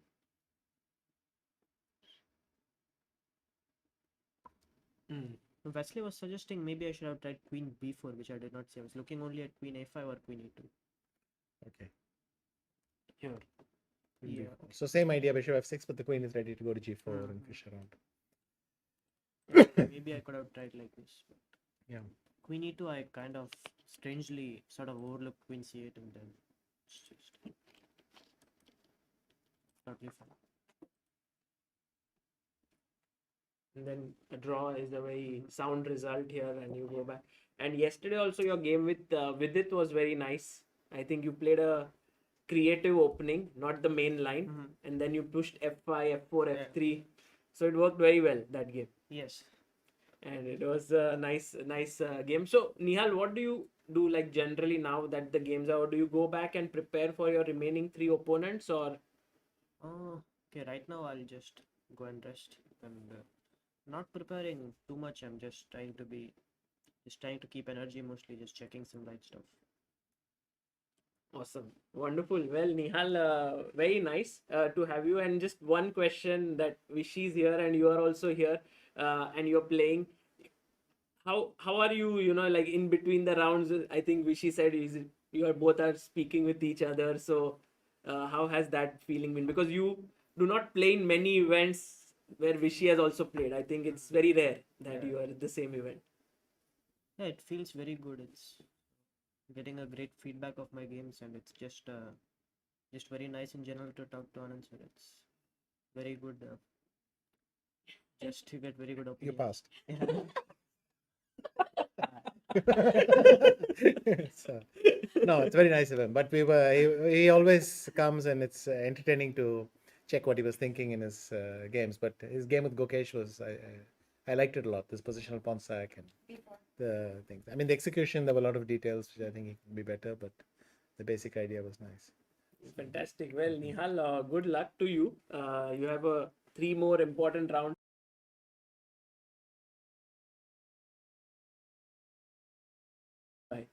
Thank you.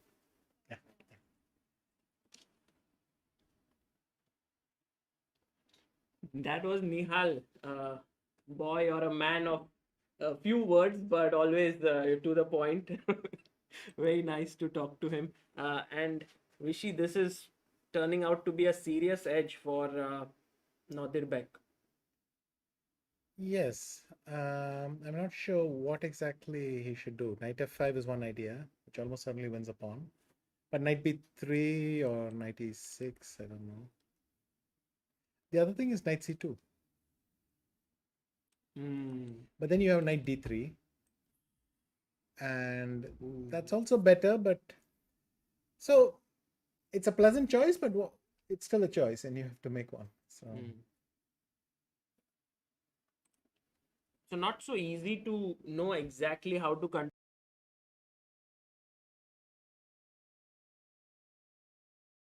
too excited, and sometimes you forget the easy one, or you try for something which doesn't exist. These are in practical play, these are actually difficult moments, but I think most people will still kill for a better edge, for a better position. So you must be happy. Did you check this game of Arjun Shak? It's Yeah, it was getting crazy Yeah, at some what- point, and I think this might be the best position that Shak has has. had for a while. I mean, maybe rook c4 and queen takes f2 and knight c5 is some sort of damage control. I don't know. you have to take with the rook here. Or it doesn't make much of a difference. Rook c4. You'd have rook c5 No, rook at the c4 end, would no? be a mistake. Ah, I see. I No, mean, but wouldn't I have a knight d2 here? yeah, this is game over. No, you take on c5 and come back to c1, but you know, it's Yeah, you had possibly hoped for more. Yeah. So and then rook d8, rook d4 could black could have counted. So but queen c4 queen f2 check, king h1, and and I have to go knight c5. right. But yeah, rook f1 is probably good for white. But it's a reasonable option if he feels that he's in trouble after queen b3. Let's go back to queen b3 and see what else black has. Could go g3. Is there some knight What about d- g3? And you don't care about knight d6. I care deeply, but I want to figure something out first. G3. So you go knight d6 check. I go rook takes d6. You know what So I'm you- defending a6. Rook takes c5. Sorry, 1 second. Knight d6, rook d6, rook c5. Now I play gf2 check. Yes, I can't go king f1. Only move. Yeah, so I go knight takes c5. And I'm just surviving.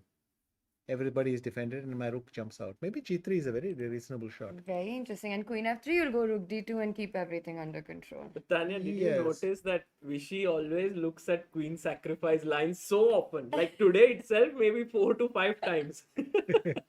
No, queen f3 is a move because I have queen 8. Oh, queen takes 8. a- Yeah, so- queen 8. Oh, I didn't So see queen f3, but still I would take this position. It's a reasonable shot. If I But, go rook d5, rook then d5. I've solved the immediate problem. Queen f2. And this is... That or just king b8 and then You're happy. play rook g d8 and rook d4 and I attack a4 and you know I have decent comp. It could be something. So Well, queen... at least I think that's what Shaq might be thinking about. Let's see what's the current position.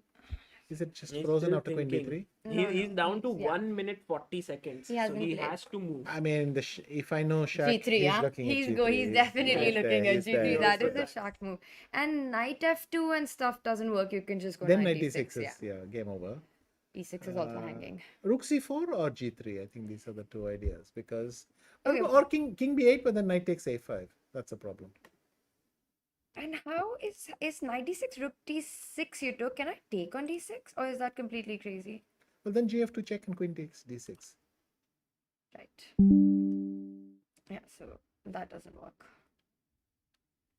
G3, I mean, if it's Shark playing, I think we're going to see G3 on the board. And he'll be Yeah. happy to get that queen sack position as well. And also their heart rates are like 68 and 61. So He's they are not. He's very not good. looking at g3. No. You don't do g3 on 68. On 60. No, it's just not But on. it's Shark. It's just He's not gone on. for it. He's gone for G3. Oh, Shark is is on the it? board. G3. Shark does G3 I on think the heart 68. rate monitors don't work. They don't work. So G3 on the H3. board. Okay, so he's Okay. letting this happen. Queen C4. Oh, Queen F2 check. King H. Oh no, what is he doing? King H1. Okay. G3, what did he Did he go? play H3? Yes. No, he it looks played like a at double pawn there. G3 Yeah. and then he took C4. Oh, rook into C4 is on the board, right? Yeah, but what is this Can now? I tell you guys what just Wait, happened? what is going on? He can't have taken with the. Ah, I mean, I think now Queen C4. Queen F2, King H1. 1. Knight G3 check. King H2, Knight F1, Queen F1 is there. Yes. And that works out for. No, but then I have Queen F7 at the end. And I'm threatening Queen H5, H1. So thing starts again. But Vishy, look at this. Rook D1 was game over. What? They missed it both. Oh! What? Both missed Okay. it. Because Rook D1. What do you mean Rook they both D1 missed it? He played Rook C4 or He what? took Rook C4. Oh, Rook D1 is resigns. Yeah. Can you explain to us why? What is Queen happening? F2, Vishnu? Knight G3, G2. Oh, because I just go Rook King takes H1 G3. has to be. King H2 can be. Now take this. And Knight F1. Check Yeah, and here there is no mate. Queen C4. But I go King H2 instead? Then Rook takes G3. Knight E. Knight E3? Knight E3, Rook H3 check. Knight E3, Rook H3. It's too much. Oh, oh, nice. King A3, Queen G3. Oh god. Wow. Wow, Rook D1. And he played it very quick, huh? Rook C4 happened super quick. Okay, so what has happened? Queen C4 check or what? So he took Go Rook Queen C4. He must have played Queen C4 because Rook C4 Yeah, Queen loses. C4, Queen F2, King King H1. H1, Knight G3, King H2, Queen F7. Okay, so the line I was Your saying, with the Queen idea, H5. Queen H5. Queen H5. Now, what should White... Wait, is Queen H5 mate? It's not. But Queen H5, Knight E2, Knight, Rook F8 check, Knight C1, something like that is already a start. So now, it's still good for Black, I think. Queen H4, is that an option? Or maybe Rook G5, yeah? King G1. King G1 he played. Oh, this might just be... So you see what a cool customer Arjun is. But Yes. it is true that Rook D1 is a huge missed opportunity, right? Wow, what a moment that was. Yeah. Huh? Rook D1 It just, just came out of the blue. And now King G1, maybe Arjun. Wait, what's the score? Go back to H3. What about Rook G3? Rook G3? Ah, but then Knight E3 probably. Because I thought Knight D6, Rook D6, there's chaos on the thing. But it might work out. But okay, it's not necessary. Yeah. Okay. Knight E3 probably wins. Yeah. H5 played by Shah. Okay, he just. Actually, he's right. There is no need. He doesn't have to break the. What's it, the bank? He can play Rook G4 or something. Rook A3 But by I like- Arjun. yeah, He the wants to Rook A3 switch his rook. Yeah, here. maybe Arjun is going to win this. But let's say Rook G4 now, and then you go what? Queen C6? No, Queen C6 I have Knight E2 check. So So Queen D3? Or Queen C2 is also a possibility, yeah? Maybe Queen... He played Rook G4. It's on the Yes. board. And Shak has right now. also Rook F3 is not the end of the world. Queen C2, King B8, Rook F3. I go Knight F5, and things are still. Rook G4? We should ask Ashwin.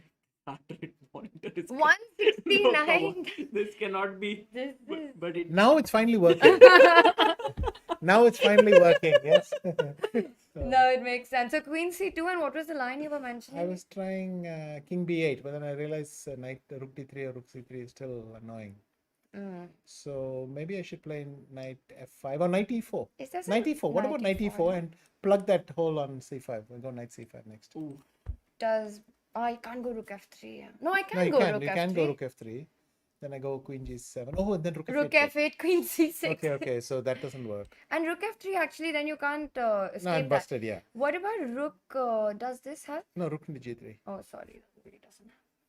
So what else can you do? You can play Knight F5, but then Rook C3 wins. I'll have to go Rook G7. He went Queen E7.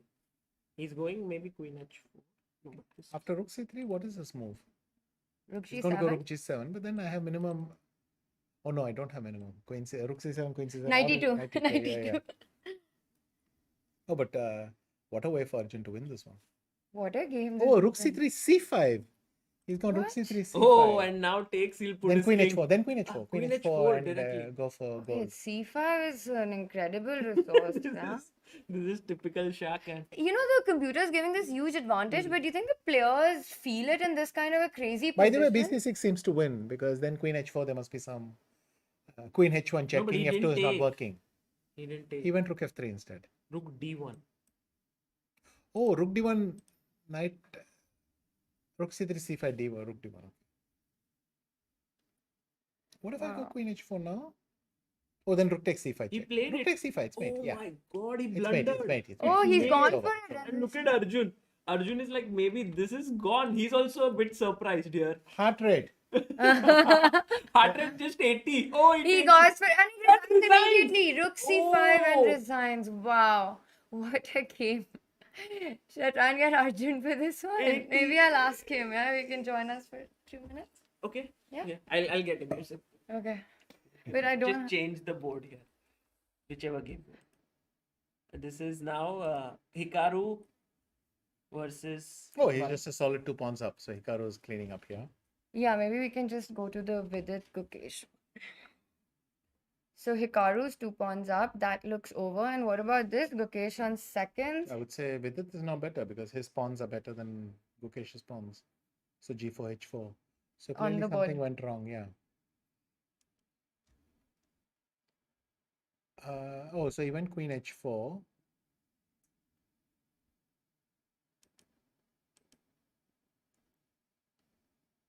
Okay, something like queen d6 was good. He went rook f6, bishop h3, king b8. Queen F. And then Vidit managed to get some play with his bishops. Sorry, I will try to go through this bit more slowly. Always nice to have the pawn on a6. you know. Yeah. And But for some reason, the computer quite likes Black's position I think here. Black is still better, but Vidit, sorry, Gukesh is losing control here. Okay, wait. Mm. Oh, he went back. I thought he could go forward. King b6 or something. Computer says king b8 is huge. King b8 is such a tough move it's to make in this position, no?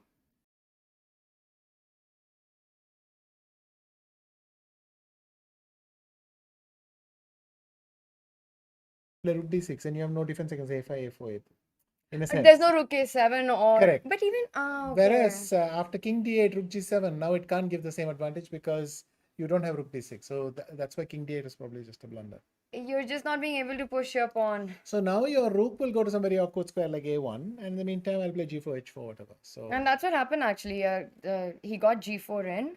I mean, he might save this because pawn on b2 and knight d5 and something like He this. can always give the bishop up as well, no? For b1. Let me say he might save this. Yeah. And it might. I think this is probably not the way to go.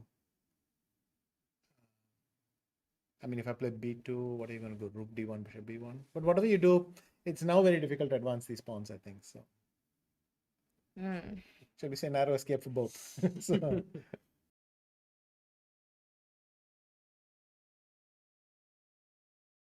this is Hikaru's totally made a lost. bit of a comeback today. Yes, very big comeback. Yeah. So,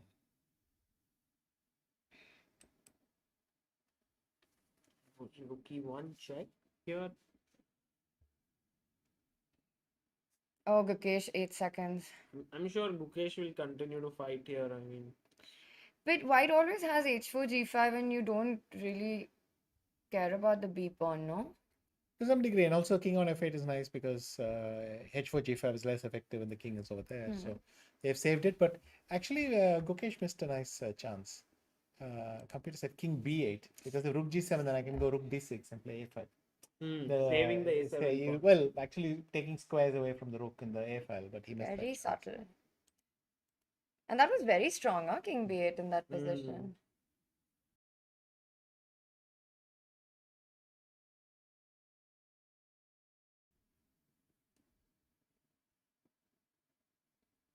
Bishop. Okay, now it's just a trivial draw. I go knight c3, knight takes b1, b2, and then rook b3 and attack the f pawn. Your king can never cross. So it's just if he wants a draw, he has it ready. And even if you go f4, f5, the king crosses, you'll have rook h3. I don't have to do anything because when your king starts wandering, I'll attack the base of the pawn chain and it's So knight c3. Okay, this I think is probably going to be a draw. I guess they'll both be relieved with this. No, wait a minute. What is going on here? Who is playing for what? Kind of, yes. That was my question. Rook g1. Oh, come on. Don't play this for a while. He plays it. I told you, He's Gukesh going will to continue fight. to play. Because knight b1 was simple. Gukesh always keeps on trying. But now b2, b2. Play b2. B2 and Rook A1. Yeah, because you have to do that. No, He don't do plays Rook this. A2. Oh, And king now e3, king then E3 is b2. Then he wants forced. to go b2. And if king d4, he'll go rook a1. Something like that. No, you know what? King d4, knight e2, check wins. Wins. Bishop E2, Rook A1. Yes. Because if king d4, b2 now, did he play b2? Yeah, it's on the board. He He's played gone for b2. b2. If king d4, rook a1, king c3, rook g1, king b2, b2 is yeah. a draw. Yeah. But if I start with knight e2 and thing, then it's a win at the end because I have rook g2. So I'll just show Yeah, you. let's just show that line. So if I do this, then you take, It's very nice. take, and take.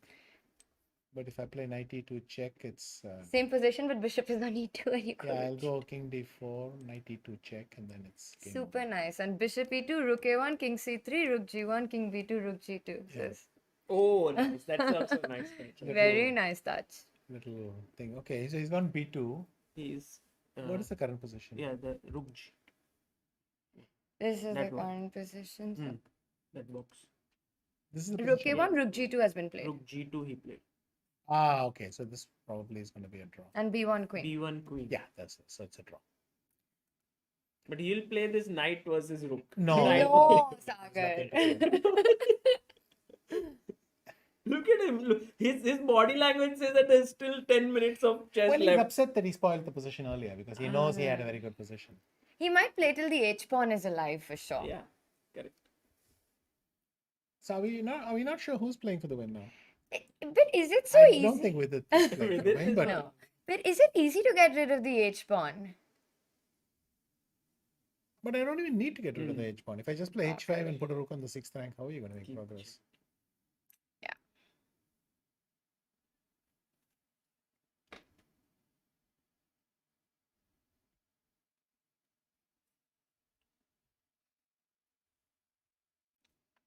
By the way, we do have h5, 97 played. H5, this is the live position. And Gukesh is down to 20 seconds. Vidit He's going to also go has king 20 F4. seconds. King F4. 95, king f5. No, 95, king f5, that was 93. Okay, king f7. So he has to go back to g3. Yeah. But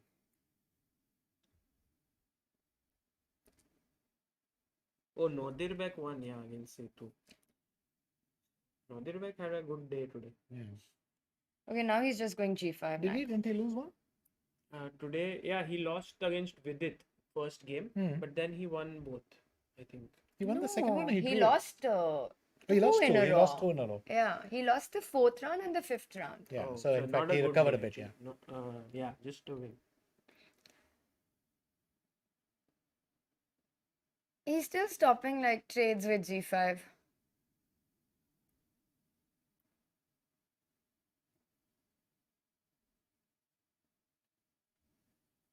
Yeah, he lost to Gukesh. Now,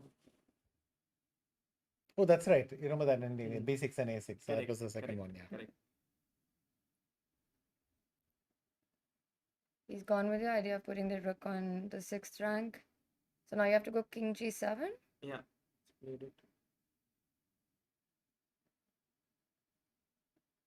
A7. Maybe repetition here, huh? King f. But how are you avoiding it?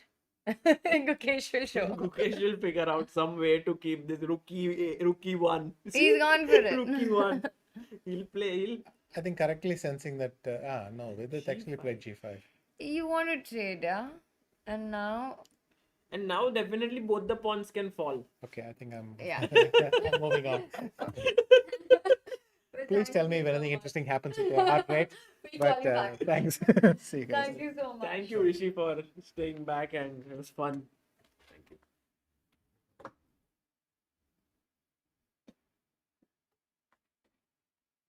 guys, that was Vishy Anand joining us, and it was a lot of fun analyzing with him. And right now we have Gukesh versus Vidit. I can't believe that Gukesh's heart rate is not there. I mean, I can believe that, but I can't believe Vidit's heart Wow. rate Okay, to be 1 second, 65. Sagar. My heart rate. I mean, that was amazing to have Anand with us. That was no? too good, too good. And Just Tania, incredible. it was fantastic the way he analyzes the And the Nehal and Anand together was the best. you know, I could see traces of Anand, seeing Nihal and like, okay, Your when I answer was is young, approved. when I was young, also I would say only these many words and something like that. It was very cute, very nice, and I think Vishy always adds so much to wherever he is, and also to this broadcast. We had a bit of lag in between, but we solved all of that. Do you want to check this other game out? Meanwhile, because this is going to end in a draw. Nahi, Tanya. I know you I think. will tell you what will happen. Oh, Okay, write it God. down. What will happen? Gukesh will win h6 and f3 pawns somehow. Ghuma ghuma ke, theek hai? And then he'll play knight rook versus knight for another 10 minutes. And then it will be a draw. Future Shah predicting. Well, he needs to keep one of the pawns alive, I think, to have any chances. But I don't know. Let's see. What This- about Hikaru Parham? Can we have them on the screen? Hikaru has played a He's a- great. I mean, isn't someone missing a piece? Okay, you pick up f1, I pick up f5 and give you checkmate. So you can't go rook f1. Yeah, now it's no point in actually even telling anything to Tania. She's as sharp as anyone can be I mean, after analyzing with Vishy exactly. After for- analyzing with Anand, it's just like your mind is working. Tanya, can you go out and play some games today? Let's have, chat was suggesting you and me a death match. इधर खेल अबे इधर तो hall सब booked है खेल सकते हैं and can we play like after 9 because they say that there are some It's haunted. Mhm. Sagar, after my match with you, you will feel it's haunted. Oh, trash talking started guys death match का the trash talking ghosts will haunt you. ठीक है हो जाए Tania Done. Oh wow. Okay, so yeah, is this just over now? I mean, you move your king and you're just up a piece. bishop d3 with the idea of even Queen mate. h7, attacking the bishop, game over. Okay, so the only game remaining, Sagar, is Vidit versus Gukesh. And look Tanya h6 pawn under threat but okay right now you can't take it because there will be f5 and then this will be pinned. That's still, by the way, a draw, but yeah, he's not going to do it. Rook f6 played. Check. King will go to f5. Yeah. King f5. Yeah, maybe that's a good idea. Then. Knight h4. No, he goes king d4. I really don't understand. I want to know, is Gukesh actually trying in this position? Yes. Wha- Why don't Sagar, you yaar. know him so well? Now we all know him. We know these youngsters. Look, Nihal would take a draw here. Gukesh will not draw this. Arjun is in middle somewhere. He may or may not based on his mood. Today I asked Arjun, would you join? And you know what Arjun said? In the sweetest of ways. He's like, can I skip today? Oh. And I was like, why? So he said, I didn't play so well. And I was like, okay. That's nice. That's sweet. Then, it's just the way he says. And Yeah. he's so polite. Rook e6, do you still think that anything can happen? I'm going f6, rook e7 next. Rook a7. But f6, you can take king h6. So I'm not going f6.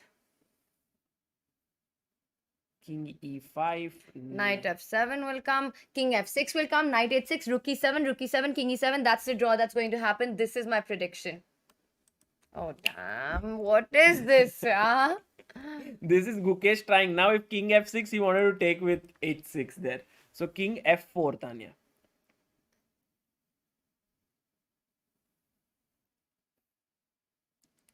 This is draw. Everyone, yes. This is draw. That's for sure. Is that Tanya's heart rate? Yes, Tanya, what is your heart it? rate? I don't know. I'm pretty cool right now. I'm at 71. Bus. हाँ But 70. position देखो ना, इससे ज़्यादा क्या ही होगा?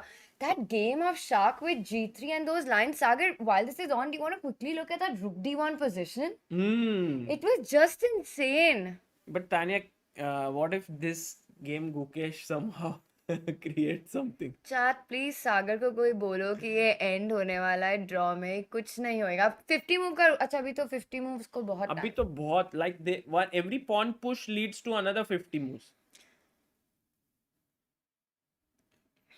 ये देखो.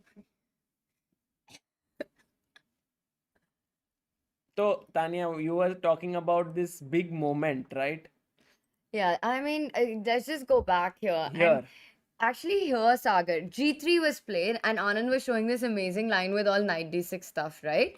But H into G3, and H into G3 is actually a big blunder. Things could have been totally different. Sharp Hey, could have. they drew. Tanya. You sound like you're Arre, they surprised. drew. Why are you surprised about I'm this? surprised because it ended. You know, like we went to that and they drew.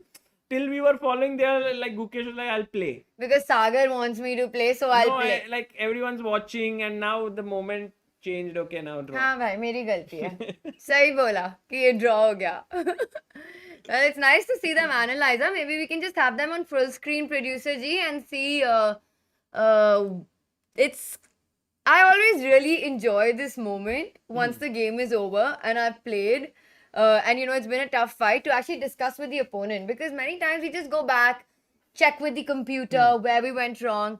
But this human analysis, it's always so insightful to see how our opponent was thinking about the position. Right. And some players are genuinely inquisitive. Like Vidit, I know he's very inquisitive. Same with Gukesh. But there are some players who are just like, okay, I want to have dinner now. Has been a long day. That sounds like you and me. That's why. That sounds like you, Tanya, not you and me. Tanya, I agree that I'm enjoying to commentate with you, but all your habits I am not inculcating. But what is this? Why are you trashing me right now on stream? Oh, trashing क्या है ये? कुछ भी. Tanya is in a very serious mode now. So कुछ भी चल रहा है यहाँ पे. अरे people can't see you also. Right now, only can hear you. They're still analyzing.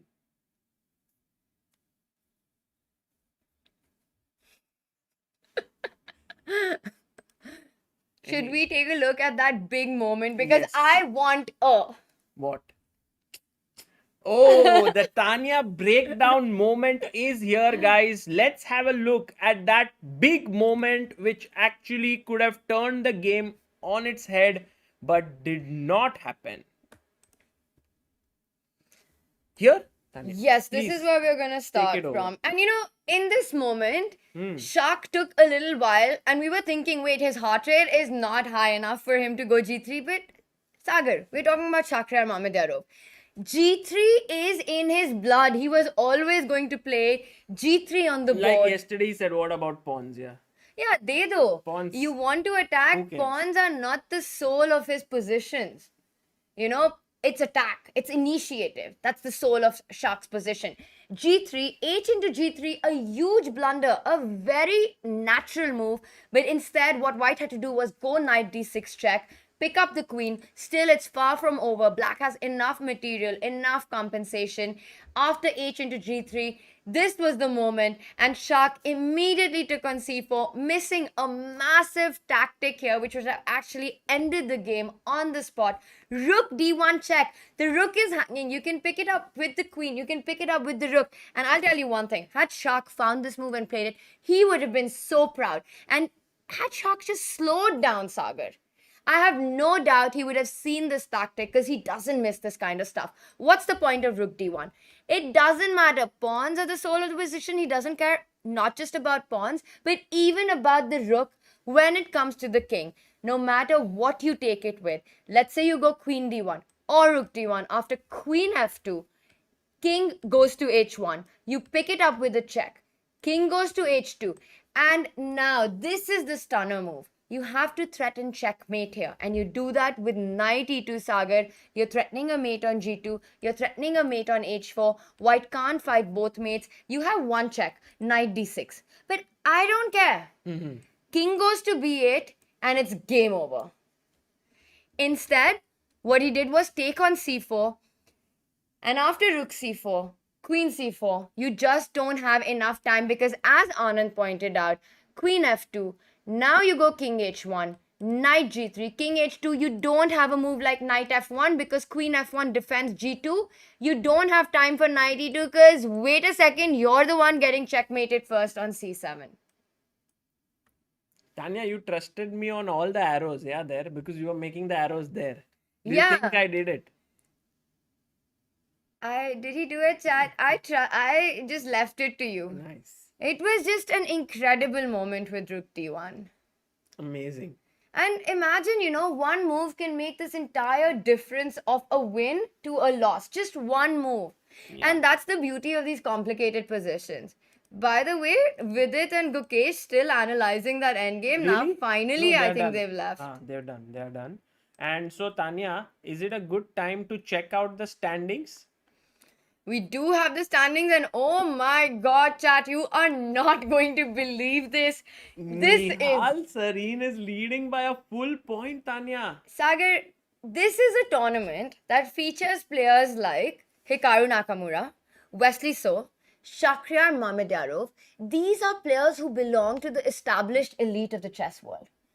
And take a look at our standings. We've got Nihal Sareen at the top at the end of day 2, going into the final day of Rapid. We've got Arjun Erigaisi, half a point behind Nihal, sharing second spot with Shakhriyar Mamedyarov, and Hikaru Nakamura has had a comeback day on 4th position. Hikaru might just, if he wins 3 tomorrow, he might still be fighting for the top honors. I mean, if he has a good day tomorrow, anything could happen. And we've got 4 players on 3 points. We've got Hikaru, Gukesh, Vidit, and Parham. Wow. But Sagar, Nihal Sareen leading the event after day 2. I mean, it's just stupendous. It's amazing. And Nihal had a great day yesterday, scoring 2 points, but he had an even better day today, scoring 2.5. And it was so nice to have him here. And also, when you look at him, it just looked like any other day at office. It's like, yeah, I played well. Yes, it was okay. It was good. Yes, I'll go and take some rest. Tomorrow is another game. I will play. Tomorrow he'll win the tournament also. He'll be like, yeah, now there's Blitz. Then he'll win maybe Blitz. He'll be like, yeah, now there's World Rapid and Blitz. That's how they continue. Maybe one day he'll become one of the best in the world. I loved how Vishy was like, are you able to contain your excitement, Nihal? Because he was like, yeah, I'm fine. It was okay. And Sagar's like, how are you feeling? Yeah, it's okay. I mean, how is that possible?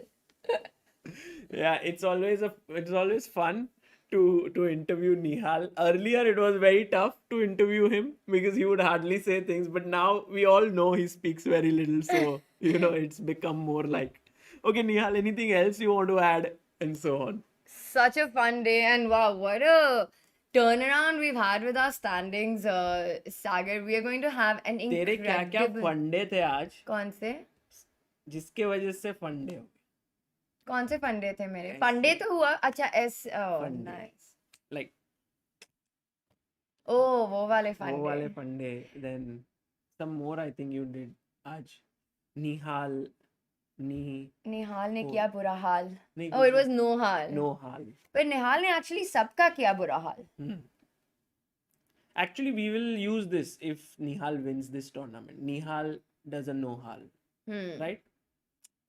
Nihal does a no hal for others. Sagar left with no ball. No! Guys, this Alright, guys. Great- On that great- note, great commentary team, which started off as very sweet and nice, is turning into some sort of a grudge match. here. Look, बचाने नहीं आई है वो Amrita. Please save. She is making some unbelievably Tania, how are insulting you? comments. I didn't make. What do you think about my poetry skills? All I said was, Nihal She ne said kiya again. sabka bura She haal. said again. On stream I'm in asking front her of what she thinks about. 2,800 people. She's going to say it again, Amruta. Say now, I'm so excited to hear Tania. Bolo bolo. I want your honest opinion Please on my change it to a latest. nice. You don't have to ever use the word honest because it's always. I'll going tell to be you. honest. निहाल ने किया सबका बुरा हाल अमृता तेरे क्या है बाल वाह Seriously? ये था या ये अभी बनाया उसने? आस्क हिम चैट तुम बताओ ये अभी बनाया इसने उसने? इसने मेरे को बोला कब निकलेंगे तेरे सारे बाल. Oh my God, ये बहुत ही डेंजर हो गया है ना?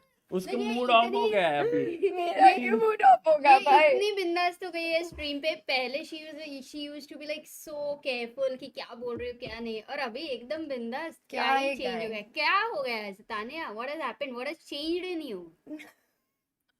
It's a life question.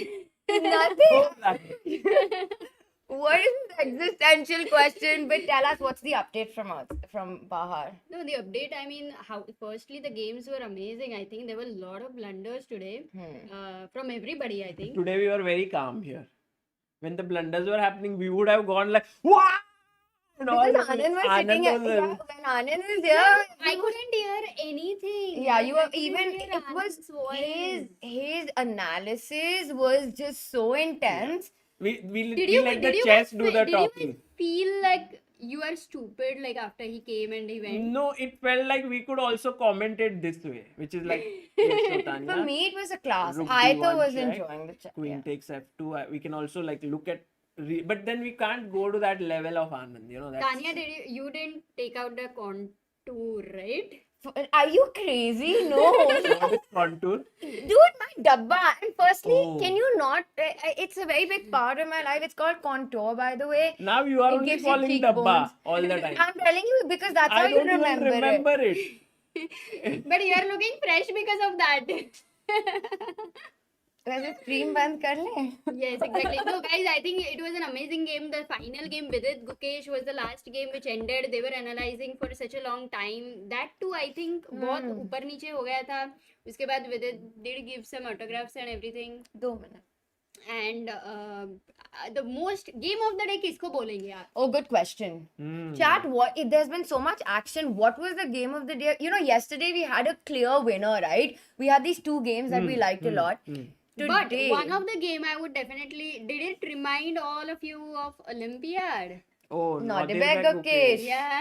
Yeah, that was nice. and Gukesh got his revenge today. He's had a little bit of a tough time. Exactly. So that. But and Amruta, what today, about, I would say that from the perspective of the games, like being like there being a spectacular moment as such, one, I think very difficult, yeah, Tanya. I think the spectacular moment was Sagar getting cheekbones for sure. And the other spectacular moment was a bit Vidit of... versus Norway. When it Vishy didn't gave help in up. any way, yeah. The moment she cheekbones? gave those cheekbones, stream started to lag. It was actually before that we have... You know what happened? I'll tell you. The stream was lagging horribly, okay, throughout. what happened? And then what I did was, at some point, I got really upset because there was only lag. Did you have a heart rate on And you? then what I did was I removed this wire from behind the LAN. one LAN. Yeah. And then it worked well. And I was like, LAN ही तो internet अच्छे से चलाएगा, but it was like Wi-Fi पे it went very well. And that reminded me of you. Why? What? Yeah, Why? how does removing Exactly. something remind you of Amrita? Oh Please Wi-Fi. tell me, my what is God. this? Wi-Fi. You know, life is good with Wi-Fi. Not with owning land Land. or property. Land, None of that matters. He's all about... is it accurate to say कि तू है अमृतामयी? Amrutamai. That is true. Chessmai. I You don't. were This Chessmai is not. yesterday. This is not often, Tania. ये तुम्हारे साथ हो रहा है. Whenever he commentates with Samay, it is like as if मुझे लगता है अभी कल ही जाके बोलेगा अभी तुम चली जाओ. So you know. So right now. No, he's in a Tanya very already made me different- taklu and everything. टकलू कहाँ से बना दिया मैंने तो? You're the one who said, yesterday on stream he said, will our Indian prodigies reach the candidates first, or will I lose all my hair first? That is the real competition here. But then, I'm just then wondering everyone if, was like, imagine, no, the Indian prodigies will become one because your hair will last very long. Everyone gave me They're so such hope. nice, huh? and Chat all और of then give you you and were all of saying you, that. गलत hope मत दिया करो लोगों let को, me tell, दिल से all of the बुरा people लगता है. like Parham, Mamirero, Wesley, and Nadirbek, and Naka, all the relatives जिनके देख रहे हैं, Taklu means bald, so they should at least know na what is happening, the Relatives, huh? jokes and everything. Friends also could be watching. And Yeah, you could have agree. just said that all the people who don't understand Hindi. Right, all the people who don't understand Yeah. Hindi. I Anyway, like how Amrita has made sure that everyone who couldn't understand it also understands it now. What we're talking about. Well done on that. Wow, Amrita. guys, I hope there was some serious chess as well and you enjoyed. So No, please there was do. a lot of We had serious chess. Anand We had here, Anand yeah. today. It was Yeah, chess that's mai true. today. And in seven was a 7 chess hours for mai sure, stream. 5.5 hours chess तो बनता ही है बस. नहीं, बाकी 1.5 time घंटा was- time pass भी right बनता now है we यार, are नहीं relaxed तो- because there was so much chess. Guys, do you realize the stream is still on? I mean, we Yeah, are. maybe we can have a. I think it might be. I mean, we should say I bye. think maybe the clip is still stream is still on, so that Abudaya can make a lot of edits out of it. Oh, that's what. Yeah, this business You must minded check out family. Fitness India clips because they're really amazing clips, you know. This is business. And all those who don't business shop. understand Tania ka dabba, you will find over there what it means. डब्बा तो मैं फेंक दूंगा अभी.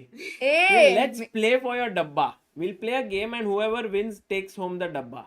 And you will never ever buy a dabba ever in your life if you lose. Oh That's my the God, that stake. is- that's too You much want at to play? stake. That's too much. We can do it. We can do Yeah. it. I'm ready to The fight for dabba my match. dabba. The dabba match. Let's do It it. has the death match and then there's the dabba match. And the dabba match is तो big. Next death match में तानिया को भी बुलाना है वो वो डब्बा match belt नहीं देंगे, विनर को ऐसे डब्बा देंगे. Contour देंगे. Is Contour. I also learned is for the first contour time. I'll tell you what company contour is. or You know co- what contouring means? Yes, I know in geography terms these are contours which go around. Lines and shadows and sort of forming a kind of a boundary. So in contour, what happens is if you put it here. Director Saab, can we have this very nice Can we just have the let's talk about that first. that because now they are trying to explain me what contour is. Producer by the way, producer G or director G? I Or would producer say slash director. I would say director, but you are saying producer, so he's both now. Okay. How many people are watching the stream right now? 2,300. बाप रे Producer G, let's have the video of the highlights of the day. Amrita, stay and we'll take our viewers through this one. And this was our day today.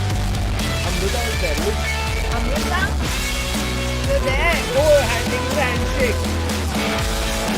That is Mamita. Samita. ये क्या हो गया है Tania? Oh, wait, is that us? Yes. And Vicky here. And my hair. Oh, there was some music playing in the background. Horrible music. Close it. Now you hear us. All right, why is the video paused? Okay, now Hikaru, and he's had a good day today. Yeah, he's very happy. He's definitely feeling good. That's Hikaru's second, long time second Chris actually. Little John. And look at this, Param and Shak, they drew their game. They're clearly good friends, and They look also like very friendly with each other. And that's Lotus with Wesley and Yerun, who's the tournament director. of Tata Steel India as well as Tata Steel in Vaikanze. And there was Nadir Bek. And now the players are coming up. And Setu today scoring his first win, Tania. And you remember what a game that was with that? We thought he had just blundered and then he went on to play one of the best games against Arjun. A fist bump there. Love it, love it, love it. Wesley against Param. And our leader, Nihal Sareen, beating Gukesh today. That is a big result. And there we have all our players starting their clock. And with that, Sagar, I think video ho gaya. This is the live footage now. Oh, ho gaya, video ho gaya. Ho gaya kya? Ho gaya, ho gaya. Wow, what a Thank day. you. And guys, this was made very like at a short notice by our team here, and they just made it like in a in a few minutes. Yeah, right, Tanya. We had footage of Anand being here and all. This is such professional and amazing work by them. Also, it's been a. Oh, hello, Nihal. You were in the camera for a You second. just walked right in. No problem. Bye. Bye. Chess-based India clips. I can guarantee you, chat, you will see that with a cool edit of chess-based India clips. But that what moment. to do that there? I don't know, you know how you've seen that? Like a boss now, we are just talking, we're accommodating. Has like, I don't care. And he just walks in like a boss, like trolling us. Nice. Just takes his stuff and walks out. And he's like, "Why are you guys still live?" Yeah, which is a great question, chat. On that note, we are going to say good night to all of you. See you tomorrow. Tania एक तो अच्छा कुछ एक line बोल के फिर मैंने कर दिया, तुम बोलो. नहीं मतलब एक हो जाए शायरी शाह कमिंग अप. शायरी नहीं दोस्तों, ओके. लाइक कर दीजिए स्ट्रीम को एंड कल at 12 o'clock see you all for the women's event and then also for the men's event at 4 o'clock. Like कर दीजिए, कमेंट्स में कुछ टाइप कर दीजिए. वाह